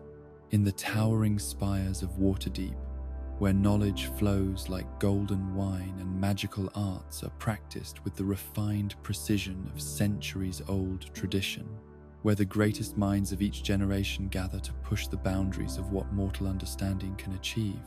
there lived a young man whose brilliance burned so brightly that it threatened to consume not only himself, but everything he held dear. This is the story of Gale, the wizard whose hunger for knowledge became an appetite that could never be satisfied, whose love for a goddess led him to commit acts of hubris that would define the remainder of his existence, and whose journey toward humility would require him to confront the fundamental question of whether wisdom lies in the accumulation of power or in the understanding of its proper limits. The prodigy who would become known throughout the realms for both his magical genius and his catastrophic mistake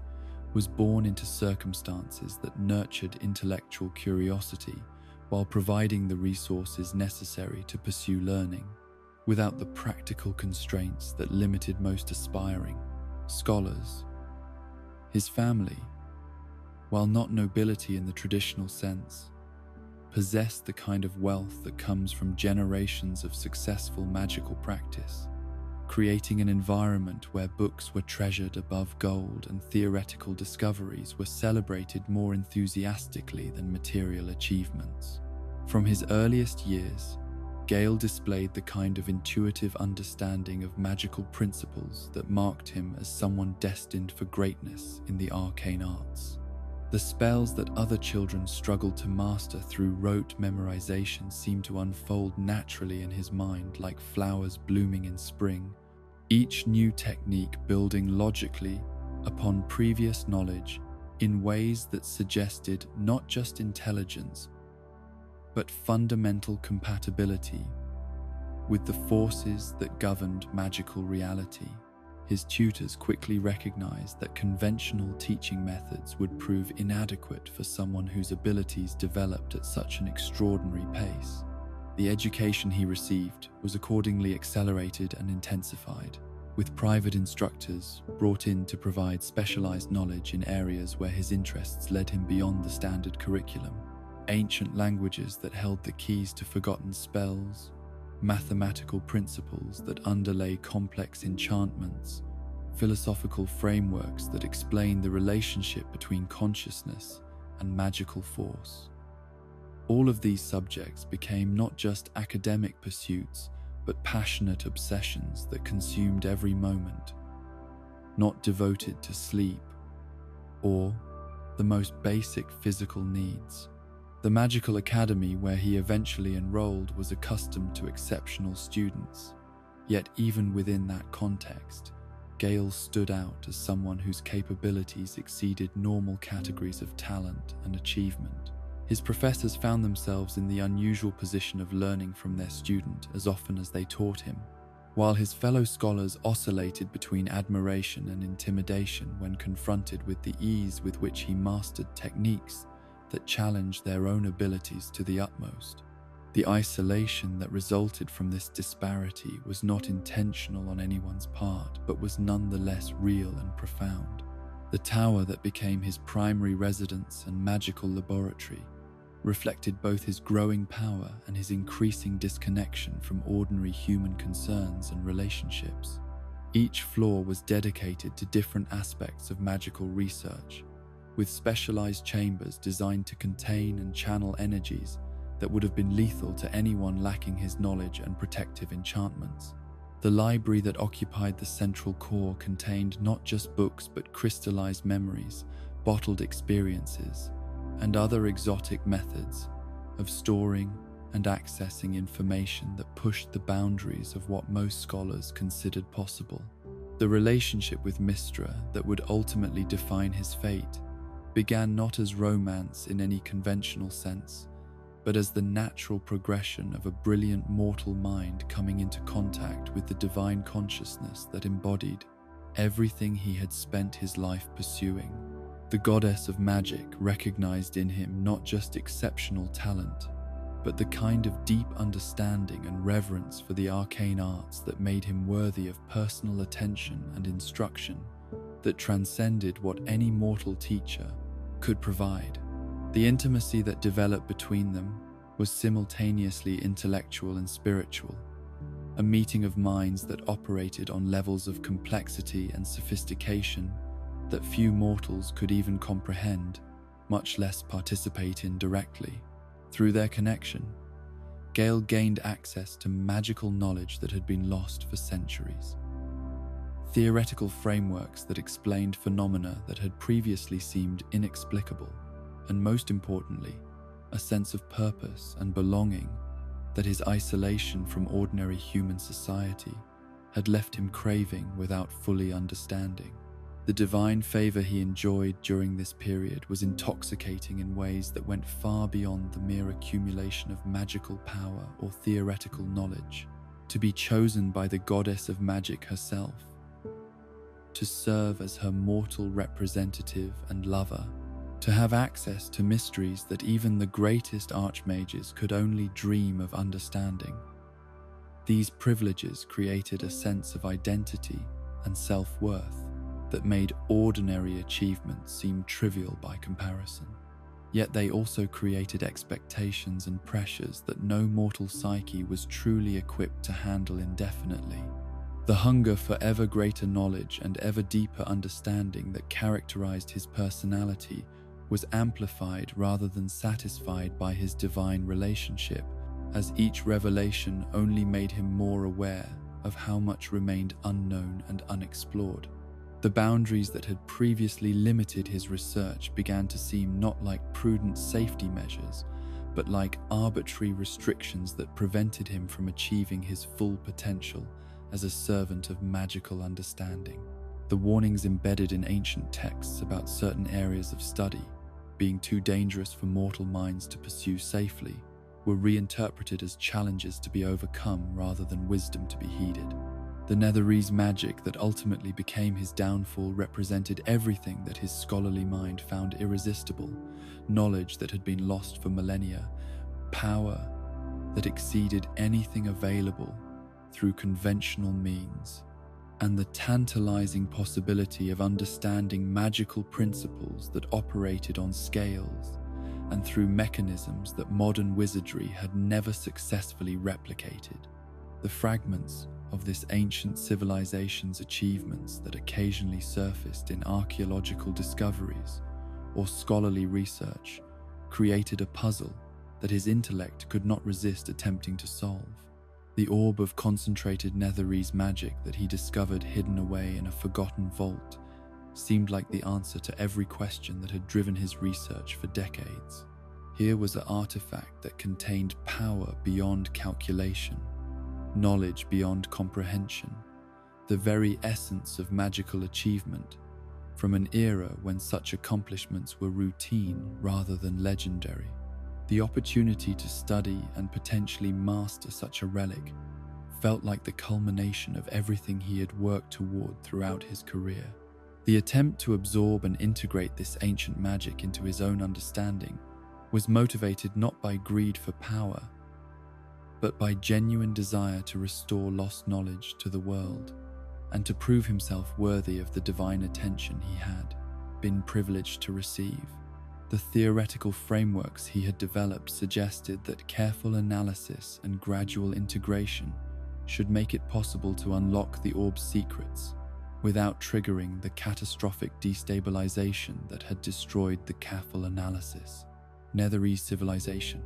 His calculations indicated that with proper preparation and adequate safeguards, the risk was manageable and the potential benefits beyond measure. The catastrophic failure that resulted from this attempt was swift and absolute, transforming what should have been the greatest triumph of his scholarly career into a disaster that threatened not just his own existence, but the stability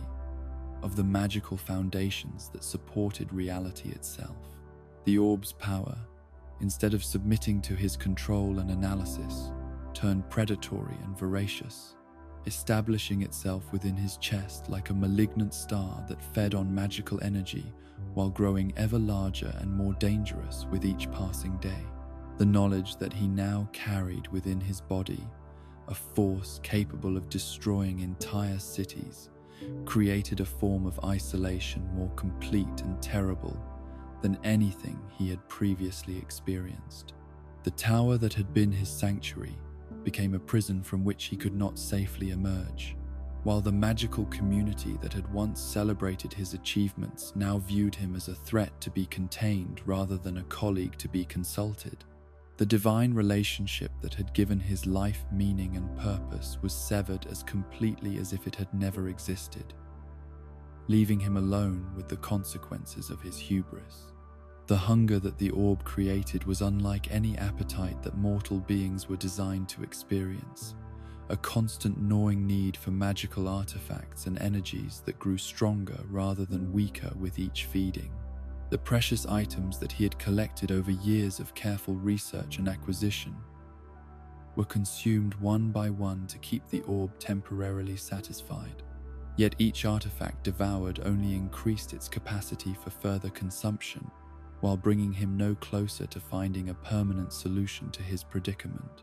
The isolation that defined his existence during this period was not just physical but emotional and intellectual,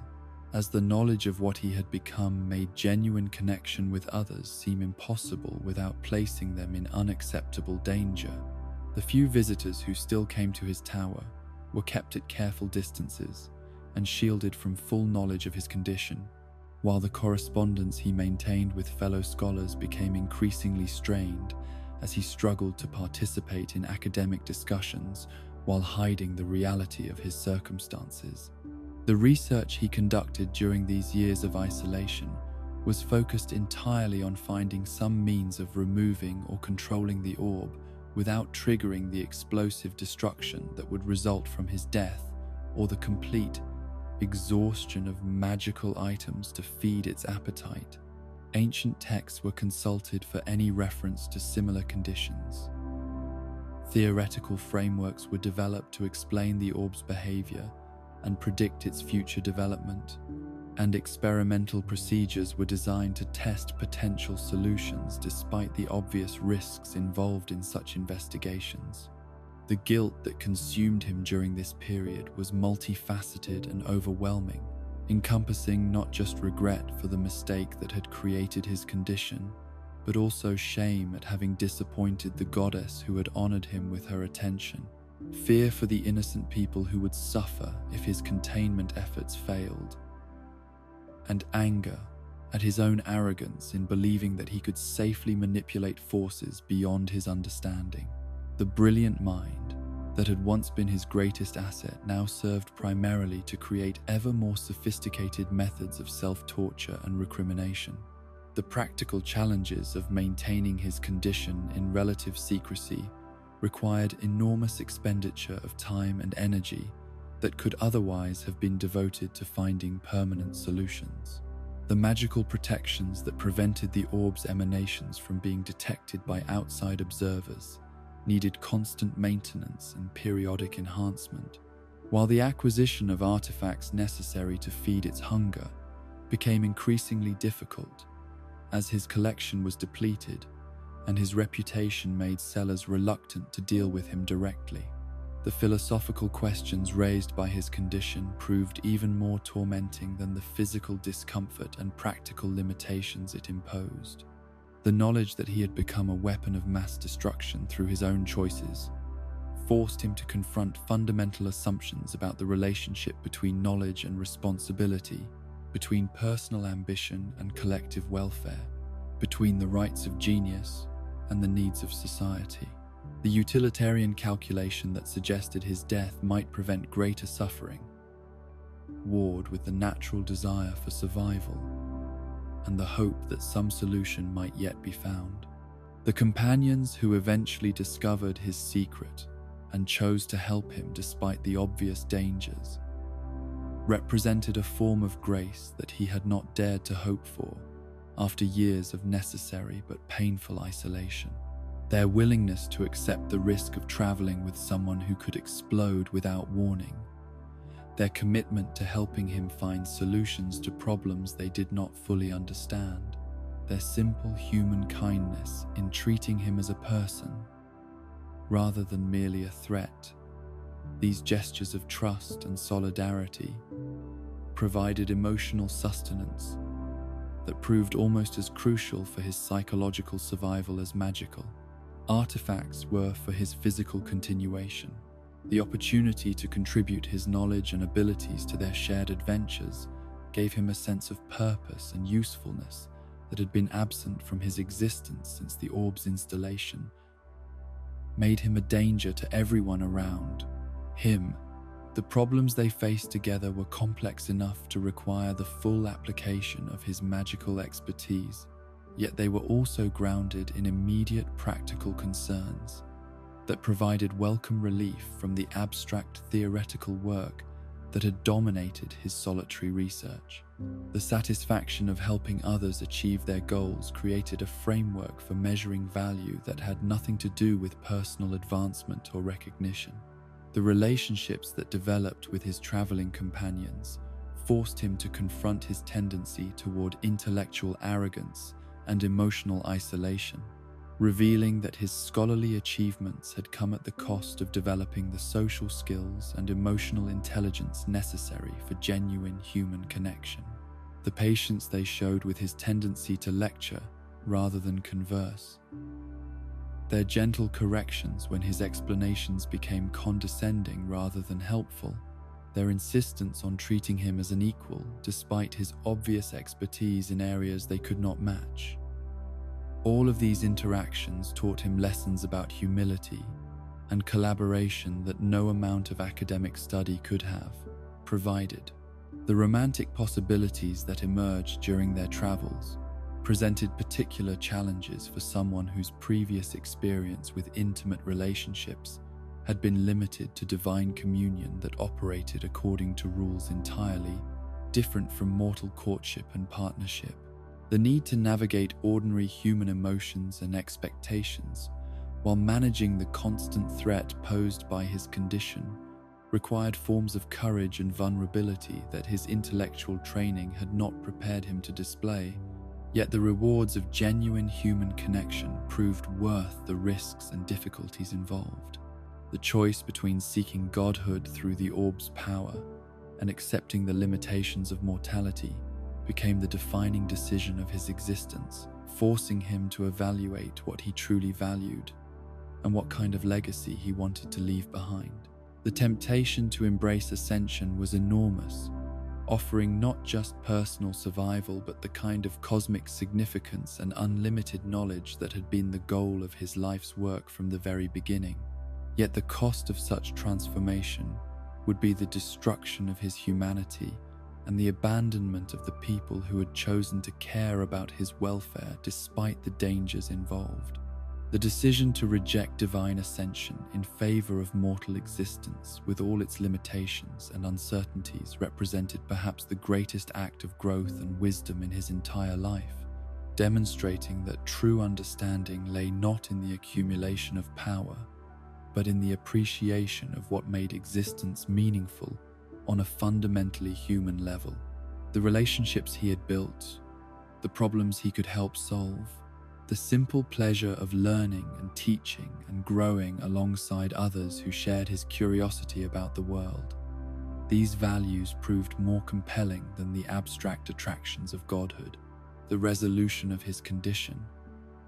when it finally became possible, came not through his own solitary research, but through collaboration with others who brought different perspectives and resources to bear on problems that had seemed impossible to solve in isolation. The magical knowledge that had created his predicament also provided the key to its resolution. Yet the crucial insights came from understanding the importance of connection and cooperation, rather than individual brilliance and self-sufficiency. The wisdom that Gale gained through confronting and overcoming his condition extended far beyond the specific lessons learned about Netherese magic and divine relationships to encompass fundamental truths about the nature of knowledge, wisdom, and human value that would inform every aspect of his future existence. His story serves as a reminder that intelligence without humility becomes arrogance, that power without purpose becomes destruction, and that the greatest achievements are often measured not by what we can accomplish alone, but by what we can create together when we have the courage to trust others with our vulnerabilities and limitations. In the crystal spires that slice through astral winds like blades forged from starlight and ambition, where warrior children learn that strength without victory is meaningless and devotion without question is the highest virtue, where the endless war against the mind thieves has shaped every custom and belief for millennia beyond mortal counting, there was born a soul whose destiny seemed as fixed as the cosmic order itself. This is the story of Lae'zel of Kresh Kalir, the Githyanki warrior, whose faith in her queen and people burned with the intensity of 1,000 suns, whose dedication to ancient traditions would be shattered by truths too terrible to accept, and whose journey toward authentic honor would require her to choose between the comfort of inherited certainty and the painful responsibility of thinking for herself. The child who would become Lae'zel was hatched into a society where every aspect of existence served the singular purpose of creating perfect weapons in the eternal struggle against the illithid menace that had once enslaved their people. From her first breath in the astral realm, she was surrounded by the sounds of combat training and strategic planning, the constant preparation for battles that would determine not just individual survival, but the fate of her entire species. The Githyanki culture that shaped her understanding of reality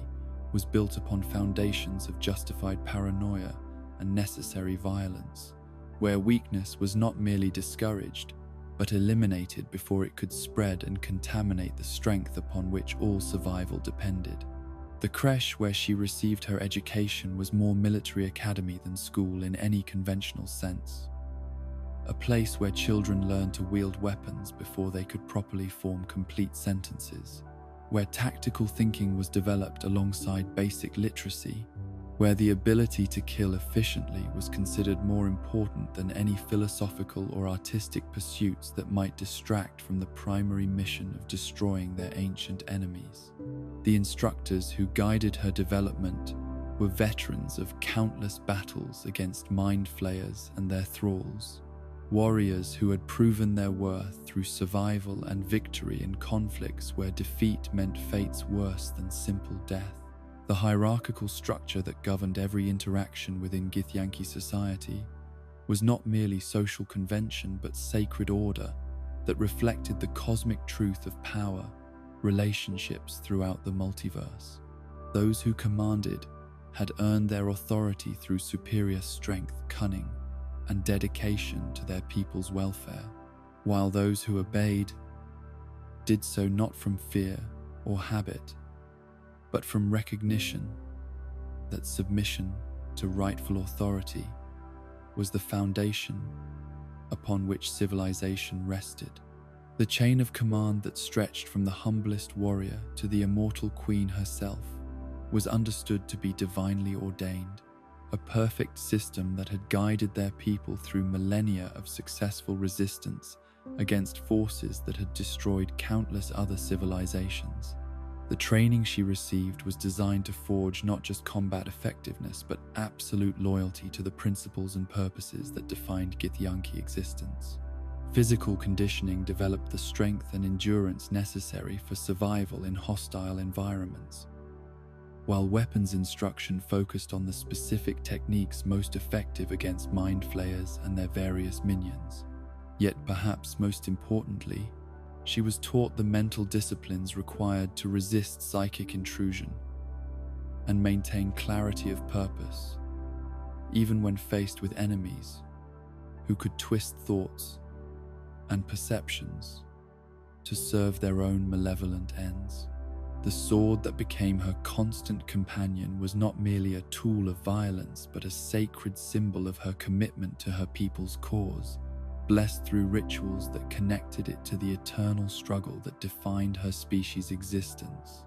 The blade had been forged using techniques passed down through generations of weapon masters, its metal infused with materials gathered from the corpses of slain illithids, its edge honed through meditations that aligned her will with its purpose. To wield such a weapon was both privilege and responsibility, marking her as someone worthy of trust in the most crucial battles, yet binding her to standards of conduct that permitted no compromise with weakness or doubt. The doctrine that shaped her understanding of morality and purpose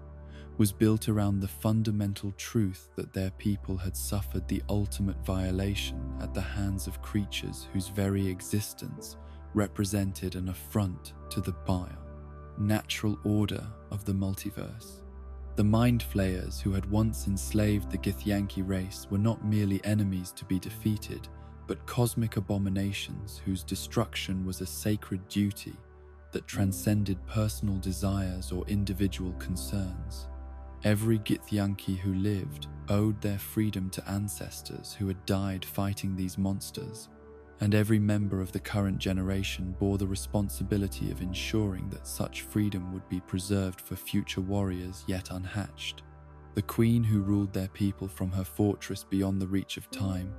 was understood to be not merely a political leader, but a semi-divine figure whose wisdom and power exceeded anything that mortal understanding could fully comprehend. Vlaakith, the Lich Queen, had guided their civilization through crises that would have destroyed lesser peoples, her immortal perspective, allowing her to make decisions based on considerations that spanned centuries, rather than the brief lifespans that limited most leaders' strategic thinking. Her commands were not suggestions to be debated, but absolute truths to be implemented with perfect precision and unwavering dedication. The purification ritual that represented the ultimate honor for distinguished Githyanki warriors was something Lae'zel aspired to achieve through exceptional service to her people's cause.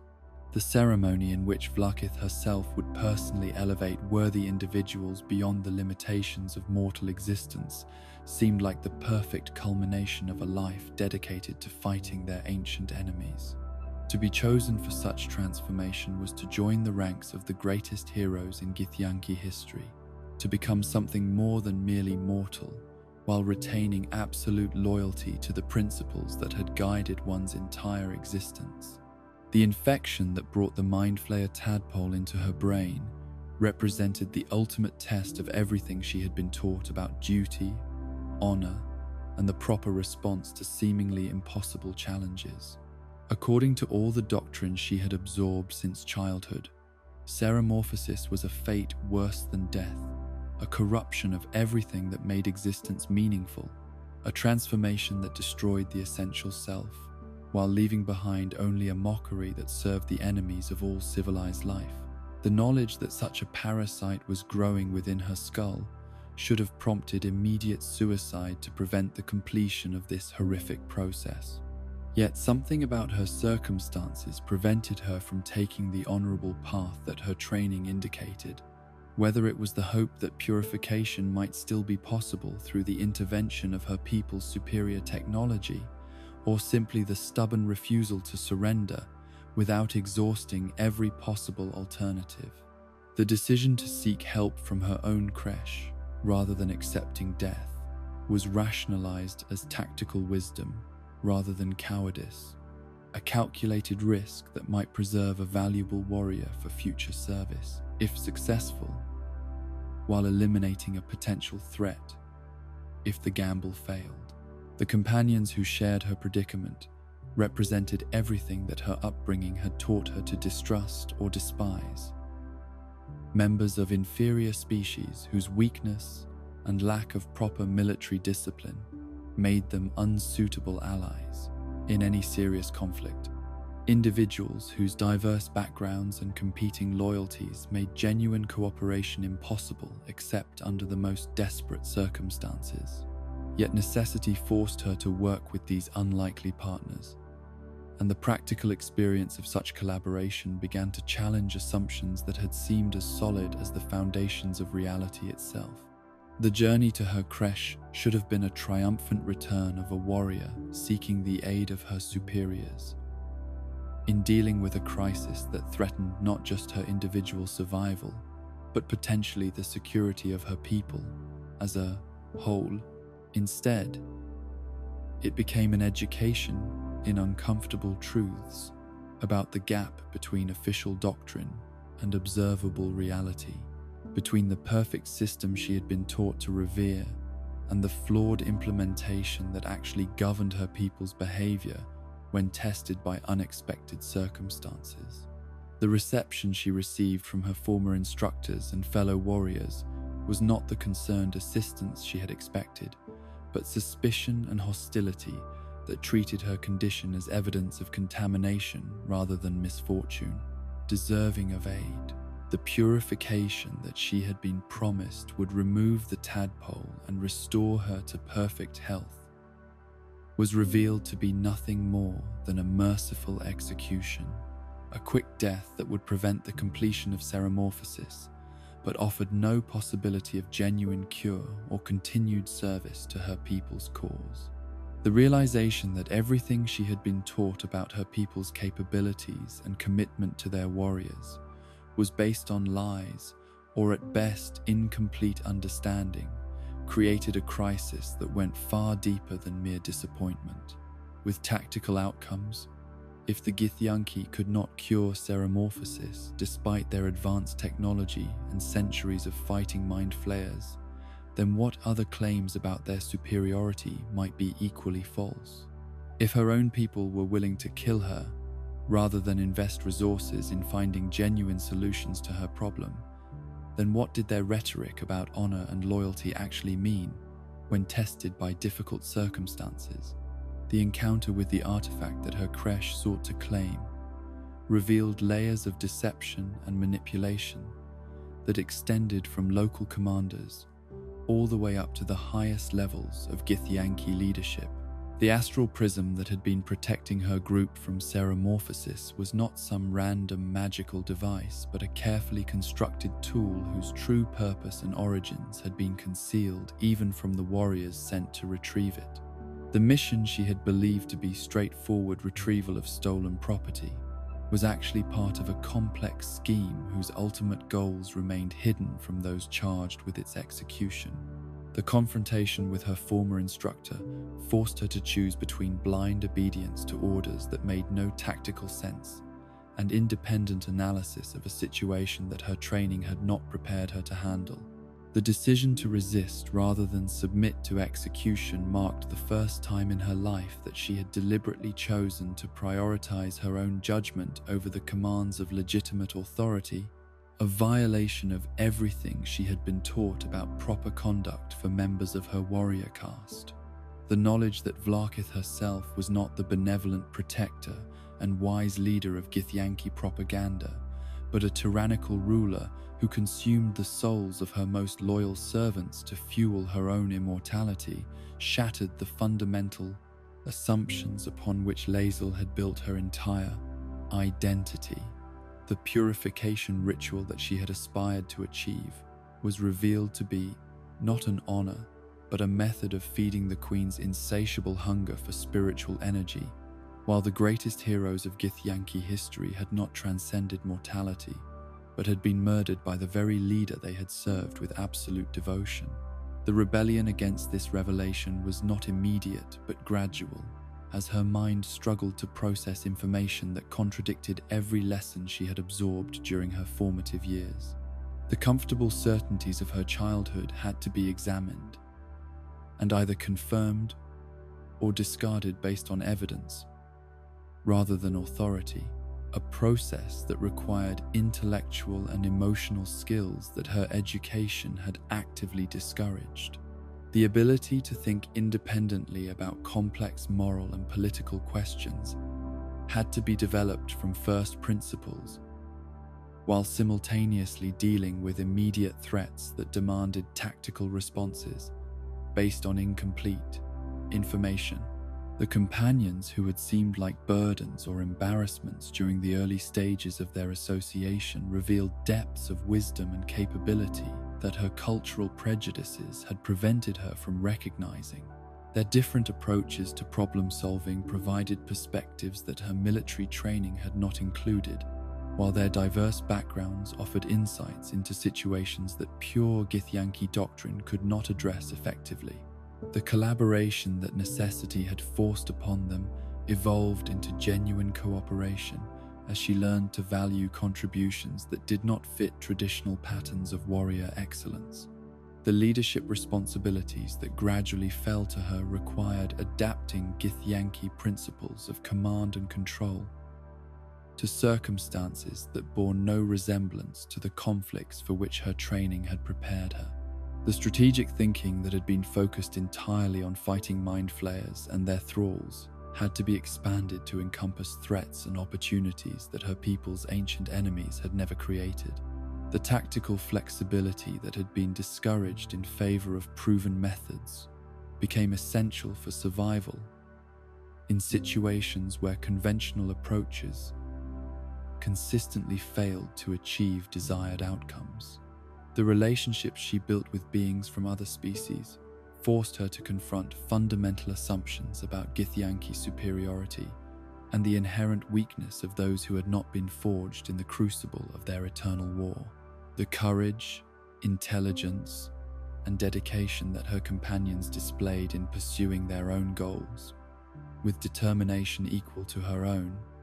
suggested that strength and honor were not the exclusive properties of her people, but could be found among any individuals who chose to cultivate these qualities, regardless of their origins or cultural background. The romantic possibilities that emerged during their travels presented challenges that her upbringing had not addressed, as Githyanki culture focused almost exclusively on military effectiveness, rather than the kinds of emotional connections that might develop between individuals who shared dangers and discoveries over extended periods. The idea that partnership could be based on mutual respect and affection, rather than tactical advantage or reproductive necessity, required reconceptualizing fundamental assumptions about relationships and their proper place in a warrior's life. The gradual development of new moral frameworks to replace the absolute certainties of her youth was perhaps the most difficult aspect of her transformation, from unquestioning servant to independent moral agent. The black and white thinking that had made decision-making simple and efficient had to be supplemented with more nuanced approaches that could accommodate the complex realities of situations where competing values and uncertain outcomes made clear-cut choices impossible. The ability to live with ambiguity and partial solutions required emotional maturity that her culture had not fostered. The choice between returning to her people and continuing her association with companions who had become genuinely important to her welfare represented the ultimate test of how completely she had internalized new ways of thinking about loyalty, duty, and personal fulfillment. The obligations she felt toward the Githyanki race that had created her warred with the connections she had formed with individuals who had proven their worth through shared struggle rather than inherited status or cultural affiliation. The wisdom she eventually developed through confronting and resolving these conflicts was hard-won and deeply personal, based not on abstract principles inherited from others, but on careful evaluation of her own experiences and the consequences of various choices she had made when faced with impossible dilemmas. The honor she came to embody was not the rigid conformity to external standards that her training had emphasized, but the conscious commitment to values that she had chosen for herself after careful consideration of their implications and requirements. The peace that Lae'zel found in accepting responsibility for her own moral choices rather than deferring to the judgment of authorities who might not share her circumstances or priorities reflected a fundamental shift from the collective identity of her youth to the individual agency of maturity. Her story reminds us that true courage sometimes requires questioning the very foundations upon which we have built our understanding of right and wrong, that genuine loyalty may demand betrayal of those who have betrayed the principles they claim to serve, and that the greatest honor lies not in blind obedience, but in the willingness to think for ourselves when thinking becomes necessary for preserving what we truly value. The legacy that she created through her choices and her willingness to sacrifice certainty for truth demonstrates that growth requires the courage to abandon comfortable lies in favor of difficult realities, that strength can be found in admitting error and choosing new directions, and that the most important battles are often fought not against external enemies but against the limitations and prejudices that prevent us from becoming who we truly have the potential to be. In the chaos that follows catastrophe, when familiar patterns of existence are shattered by forces beyond ordinary comprehension and survivors find themselves thrust together not by choice but by the simple imperative of mutual survival, there sometimes emerges a form of connection that transcends the careful social boundaries and deliberate emotional distances that characterize most human relationships. This is the story of 7 souls who discovered that the bonds forged in crisis can become stronger than those built through years of peaceful acquaintance, that shared vulnerability can create intimacy more profound than shared interests or backgrounds, and that the fellowship born from desperate necessity can evolve into something approaching family when nurtured by genuine care and conscious choice to value each other's welfare above personal convenience. The mind flayer ship that brought them together was a crucible in which individual identity was temporarily dissolved by the shared terror of impending transformation, where personal histories and cultural differences became irrelevant in the face of the alien horror that threatened to consume everything that made them who they were. The tadpole that each carried behind their eye created connections between their minds that bypassed the normal barriers of language, social convention, and emotional self-protection, forcing an intimacy that none of them had chosen, but all of them had to navigate if they hoped to survive the ordeal that lay ahead. The beach where they awakened after the Nautiloid's destruction was littered with debris that told the story of their shared catastrophe. Fragments of organic technology mixed with the remnants of lives that had been interrupted by forces beyond their control or understanding. In that moment of disorientation and dawning awareness, they faced the fundamental choice that would define everything that followed: whether to scatter in different directions according to their individual priorities, and preferences, or to remain together and face their shared doom as a united group. Despite the obvious complications that such cooperation would entail, the decision to travel together was initially motivated by pure pragmatism rather than any genuine affection or trust, as each person recognized that their chances of finding a cure for ceremorphosis were infinitely better as part of a group that could pool resources, share knowledge, and provide mutual protection against the various dangers they were likely to encounter. Yet even this calculated cooperation required a level of vulnerability and mutual dependence that was uncomfortable for individuals who had learned to rely primarily upon themselves for survival and success. The early days of their association were marked by careful testing and cautious revelation, as each person attempted to determine how much of their true nature they could safely expose to companions whose loyalties and motivations remained largely unknown. The secrets that defined their individual identities created constant tension between the need for honesty that effective cooperation required and the self-protective instinct to conceal information that could be used against them if circumstances changed or trust proved misplaced. Astarian's vampiric nature made every social interaction a performance designed to maintain his cover while managing the hunger that gnawed constantly at his consciousness, forcing him to evaluate every companion as both potential ally and potential meal. The centuries of abuse he had endured had taught him that revealing weakness or genuine need inevitably led to exploitation, yet the blood hunger that defined his existence made it impossible to maintain complete independence from those around him. Shadowheart's mysterious artifact and fragmented memories created a different kind of isolation, as her inability to fully explain her own past or motivations made it difficult for others to understand her reactions to various situations they encountered.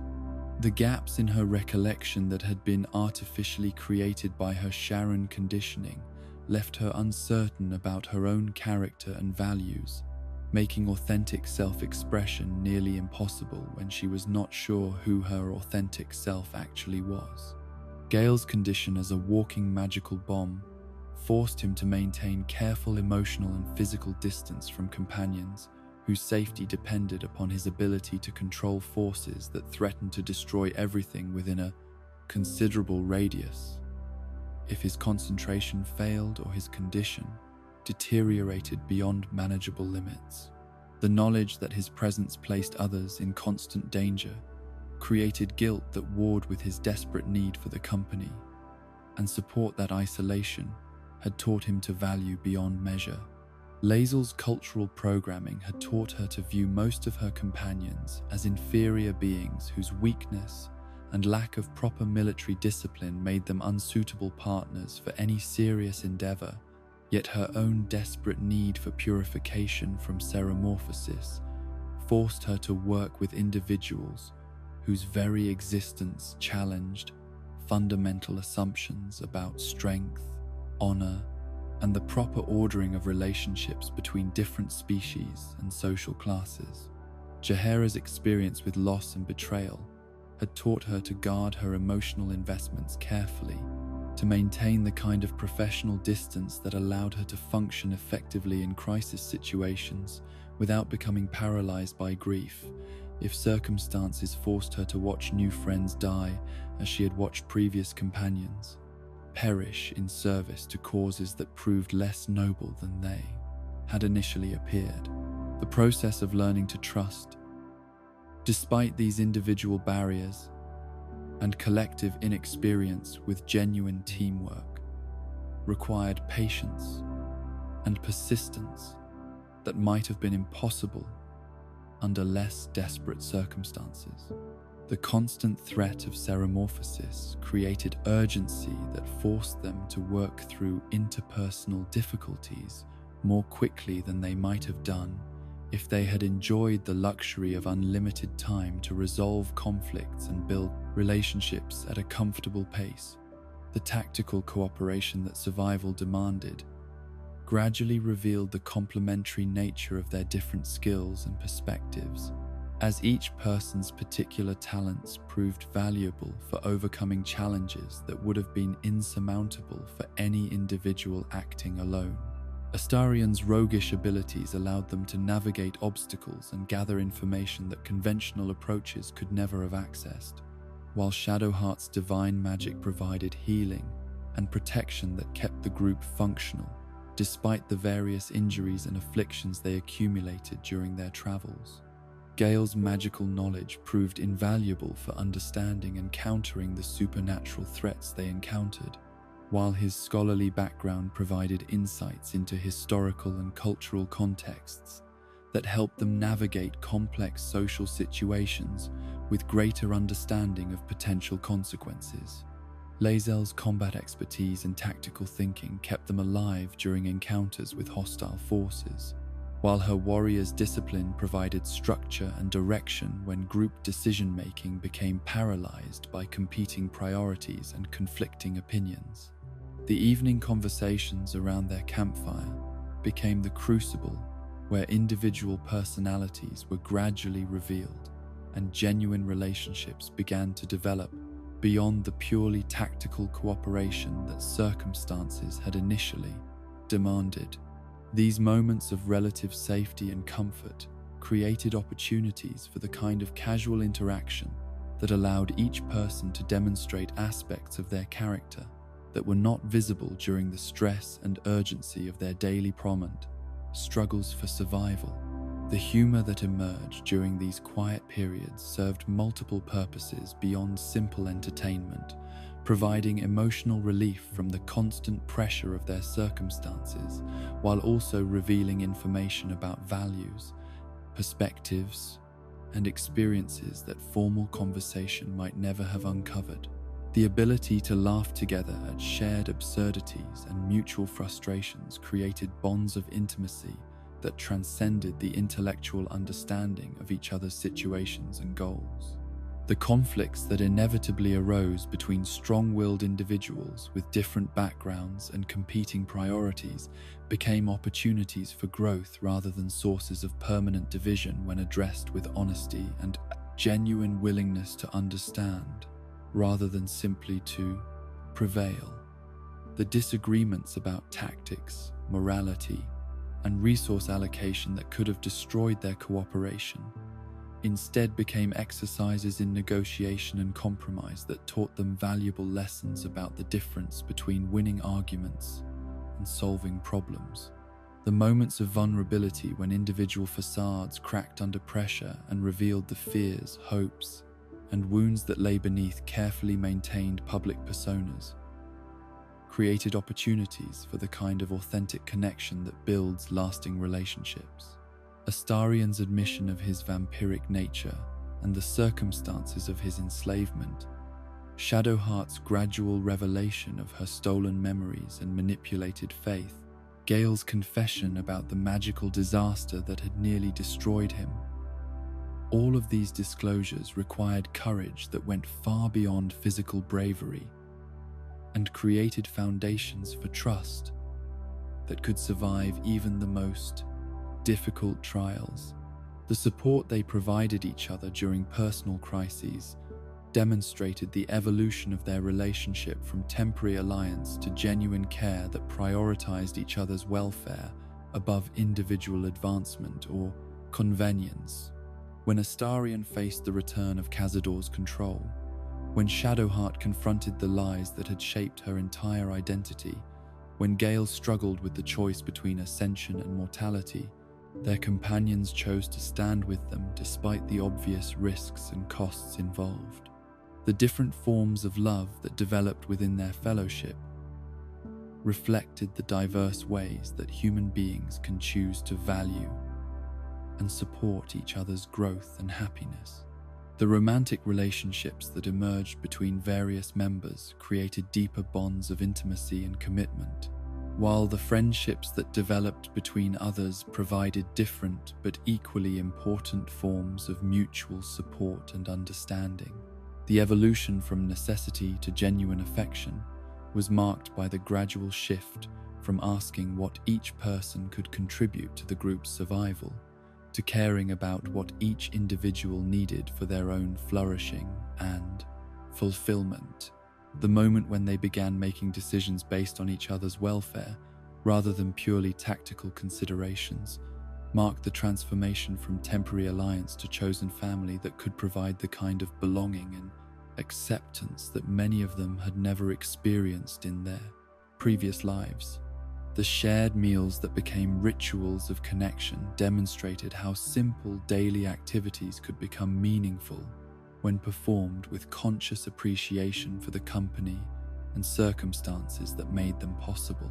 The act of preparing and sharing food together created opportunities for nurturing and being nurtured that went far beyond mere sustenance,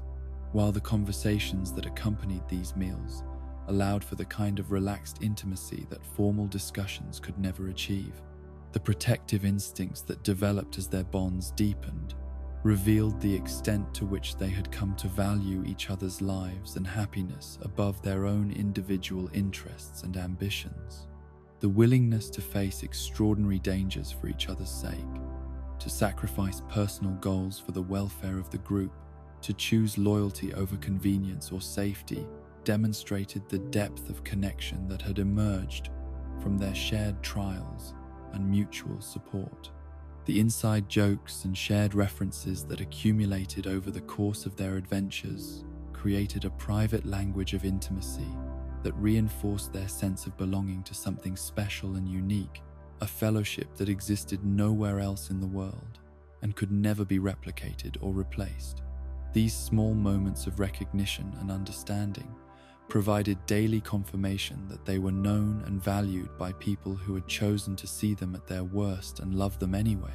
The growth that each individual experienced through their relationships with the others demonstrated the transformative power of genuine acceptance and support when provided consistently over time despite inevitable difficulties and disappointments. The person each of them became, through the love and challenge of their companions, was richer, more complex, and more resilient than what any of them could have achieved through purely individual effort and development. The legacy of their fellowship extended far beyond the immediate results of their shared adventures to encompass the model they provided for how people from different backgrounds and with different struggles could choose to support each other's journey toward healing and growth. Their story reminds us that family is not determined by blood or law, but by the conscious choice to care for each other's welfare, that true strength comes from vulnerability shared with trustworthy people, and that the greatest adventures are not found in distant lands, but in the courage to allow ourselves to be known and loved, despite our imperfections and limitations. In the cosmic theatre, where gods play games with mortal lives and divine essence flows through bloodlines like poison disguised as blessing, where the children of dead deities walk among ordinary mortals carrying within their souls the potential for both transcendent glory and unspeakable horror, there unfolds a drama that tests the fundamental question of whether we are prisoners of our inheritance or architects of our own destiny.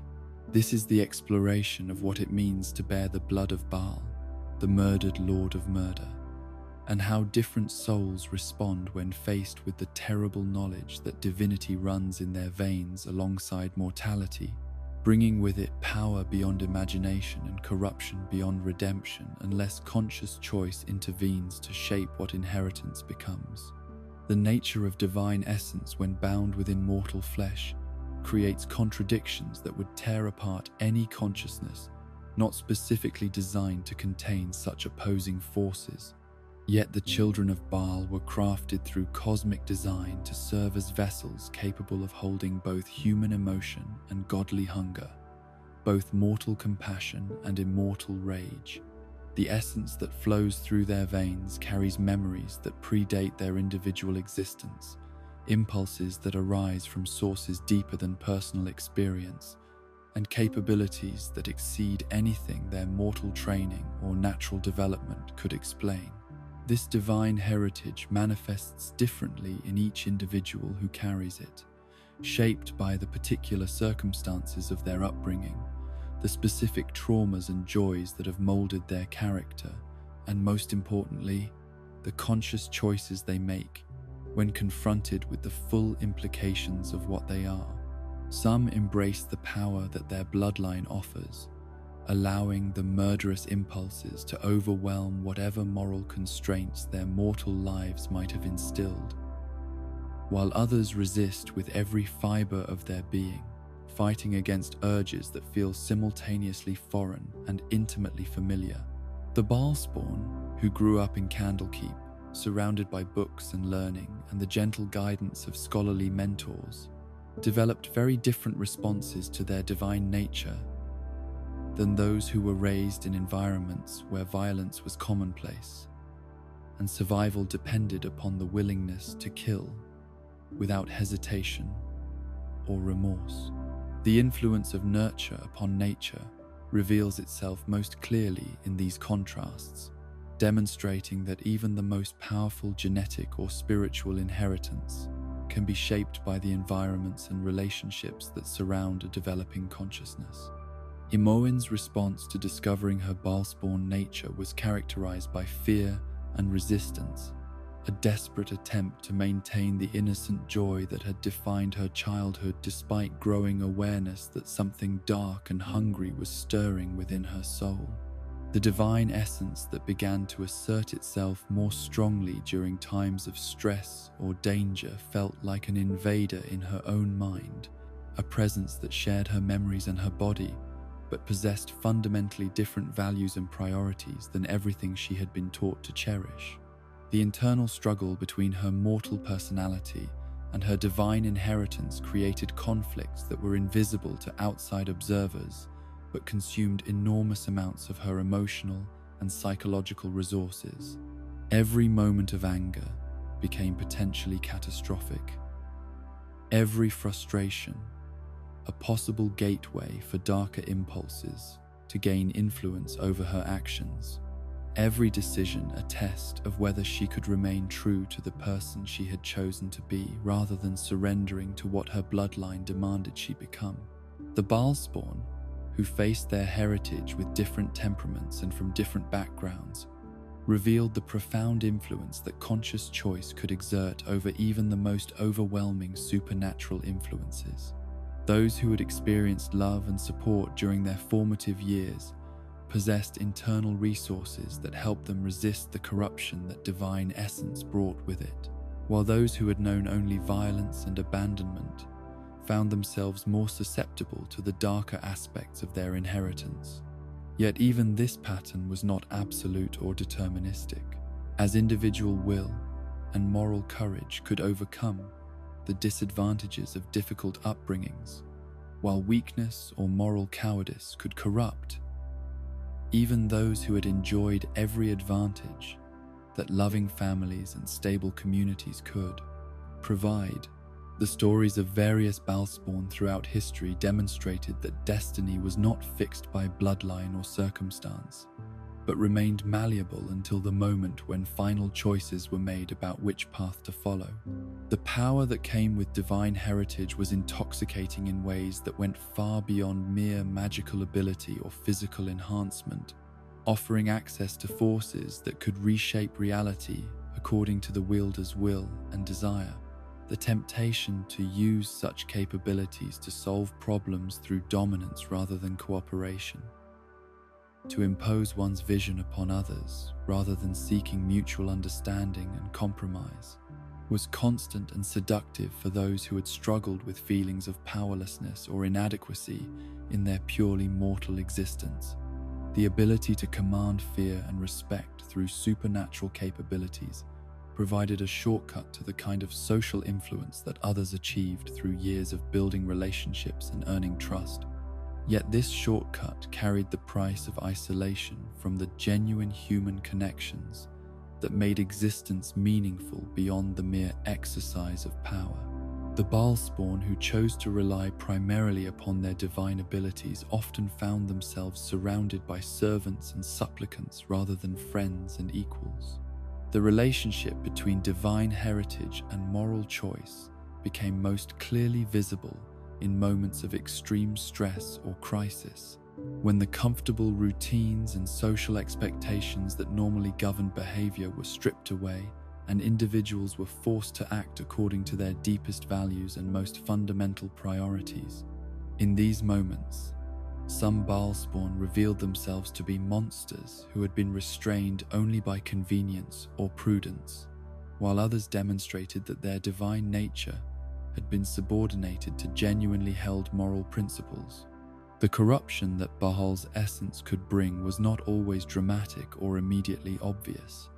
sometimes manifesting as a gradual shift in values and priorities that made violence seem more acceptable, suffering more tolerable when inflicted upon others, and domination more attractive than cooperation. This subtle influence was perhaps more dangerous than obvious evil, because it was harder to recognize and resist, creeping into decision-making processes in ways that made harmful choices seem reasonable or even virtuous. The responsibility that came with divine power was something that many Bhaalspawn struggled to understand or accept, as the ability to cause tremendous harm or create significant positive change carried obligations that extended far beyond personal desires or immediate circumstances. The knowledge that their actions could have consequences that rippled across generations and affected countless lives they would never directly encounter created pressure that some found paralyzing, while others found energizing. The isolation that divine heritage could create was not merely social but existential, as the gulf between mortal concerns and godly perspectives made genuine understanding difficult to achieve even with the most sympathetic and intelligent companions. The Bhaalspawn, who maintained strong connections to their humanity, often had to work consciously to remain grounded in mortal values and experiences, fighting against the tendency to become detached from concerns that no longer seemed significant from a cosmic perspective. The different paths that various Bhaalspawn chose when confronted with their heritage revealed fundamental truths about the nature of identity and choice that extended far beyond the specific circumstances of divine inheritance. Some chose to define themselves entirely by their bloodline, becoming nothing more than expressions of Bhaal's will and desire, while others rejected their heritage so completely that they lived as though it did not exist, often at great cost to their psychological integrity and practical effectiveness. The healthiest responses seemed to come from those who found ways to integrate their divine nature with their mortal values, neither denying what they were nor allowing it to overwhelm who they chose to be. This integration required conscious effort and constant vigilance, as the balance between accepting power and maintaining humanity was delicate and could be disrupted by extreme circumstances or moments of weakness that allowed darker impulses to gain temporary control. The support systems that proved most effective for helping Bhaalspawn navigate their dangerous inheritance were those based on genuine relationships rather than fear, worship, or attempts at control. The companions who could offer honest feedback without being paralyzed by terror, who could provide emotional grounding without trying to suppress or eliminate the divine aspects entirely, who could celebrate growth and healing without ignoring ongoing risks. These were the people who could help divine heritage become a source of strength rather than corruption. The lessons that could be learned from studying various Bhaalspawn experiences extended far beyond the specific context of divine inheritance to encompass universal truths about how people respond to power, how moral character develops under pressure, and how individual choices can triumph over even the most overwhelming external influences when supported by strong values and genuine human connections. The redemption that remained possible, even for those who had initially chosen darker paths, demonstrated that transformation was achievable at any point until final death, that no amount of past evil could permanently foreclose the possibility of genuine change if the individual possessed sufficient courage and support to undertake the difficult work of rebuilding their character and relationships. The examples of Bhaalspawn who had overcome their worst impulses and found ways to use their power constructively provided hope for anyone struggling with destructive tendencies or harmful heritage. The prevention of corruption proved more effective than attempting to cure it after it had taken hold, suggesting that early intervention through education, emotional support, and positive role models could help those with dangerous potential develop healthy responses to power, rather than having to overcome destructive patterns later in life. The investment in nurturing environments and strong moral guidance for those at risk of corruption was both more humane and more practical than waiting to address problems after they had become entrenched. The ultimate message that emerged from contemplating the various fates of Bhaal's children was that divine heritage, like any other form of inheritance, was raw material that could be shaped by conscious choice rather than predestination that determined outcomes regardless of individual will. The most powerful supernatural influences could be overcome by genuine commitment to growth and healing, while the most advantageous circumstances could be corrupted by moral weakness and selfish choices. The hope that this understanding provided extended to anyone who struggled with difficult inheritance of any kind, whether genetic predispositions toward mental illness or addiction, cultural backgrounds that included patterns of violence or abuse, or simply the ordinary human tendency towards selfishness and cruelty that emerges when compassion is not consciously cultivated and maintained. The proof that even divine corruption could be overcome through choice and effort demonstrated that no one was condemned by their origins to repeat the mistakes of those who came before them. The freedom that came with understanding the malleable nature of destiny was both liberating and terrifying, as it meant that individuals bore genuine responsibility for who they became, rather than being able to blame circumstances or heritage for their failures and limitations. Yet this responsibility was also empowering, offering the possibility of genuine transformation and growth regardless of how unpromising initial conditions might appear to outside observers or even to the individuals themselves. And so we reach the end of these interwoven tales, though in truth, every ending is but a new beginning. These 7 souls remind us that heroes are not born, but forged through choice, trial,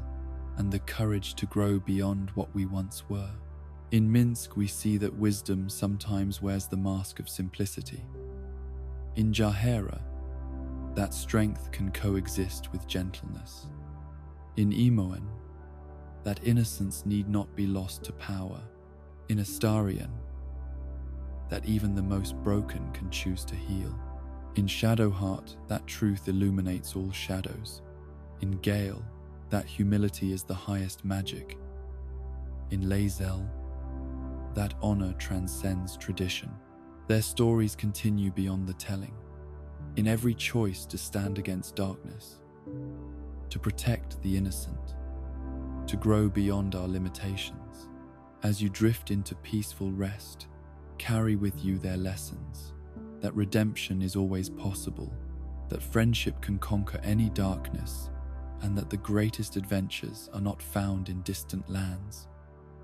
but in the courage to become who we truly wish to be. Rest well, traveler, and may your dreams be filled with the light of hope.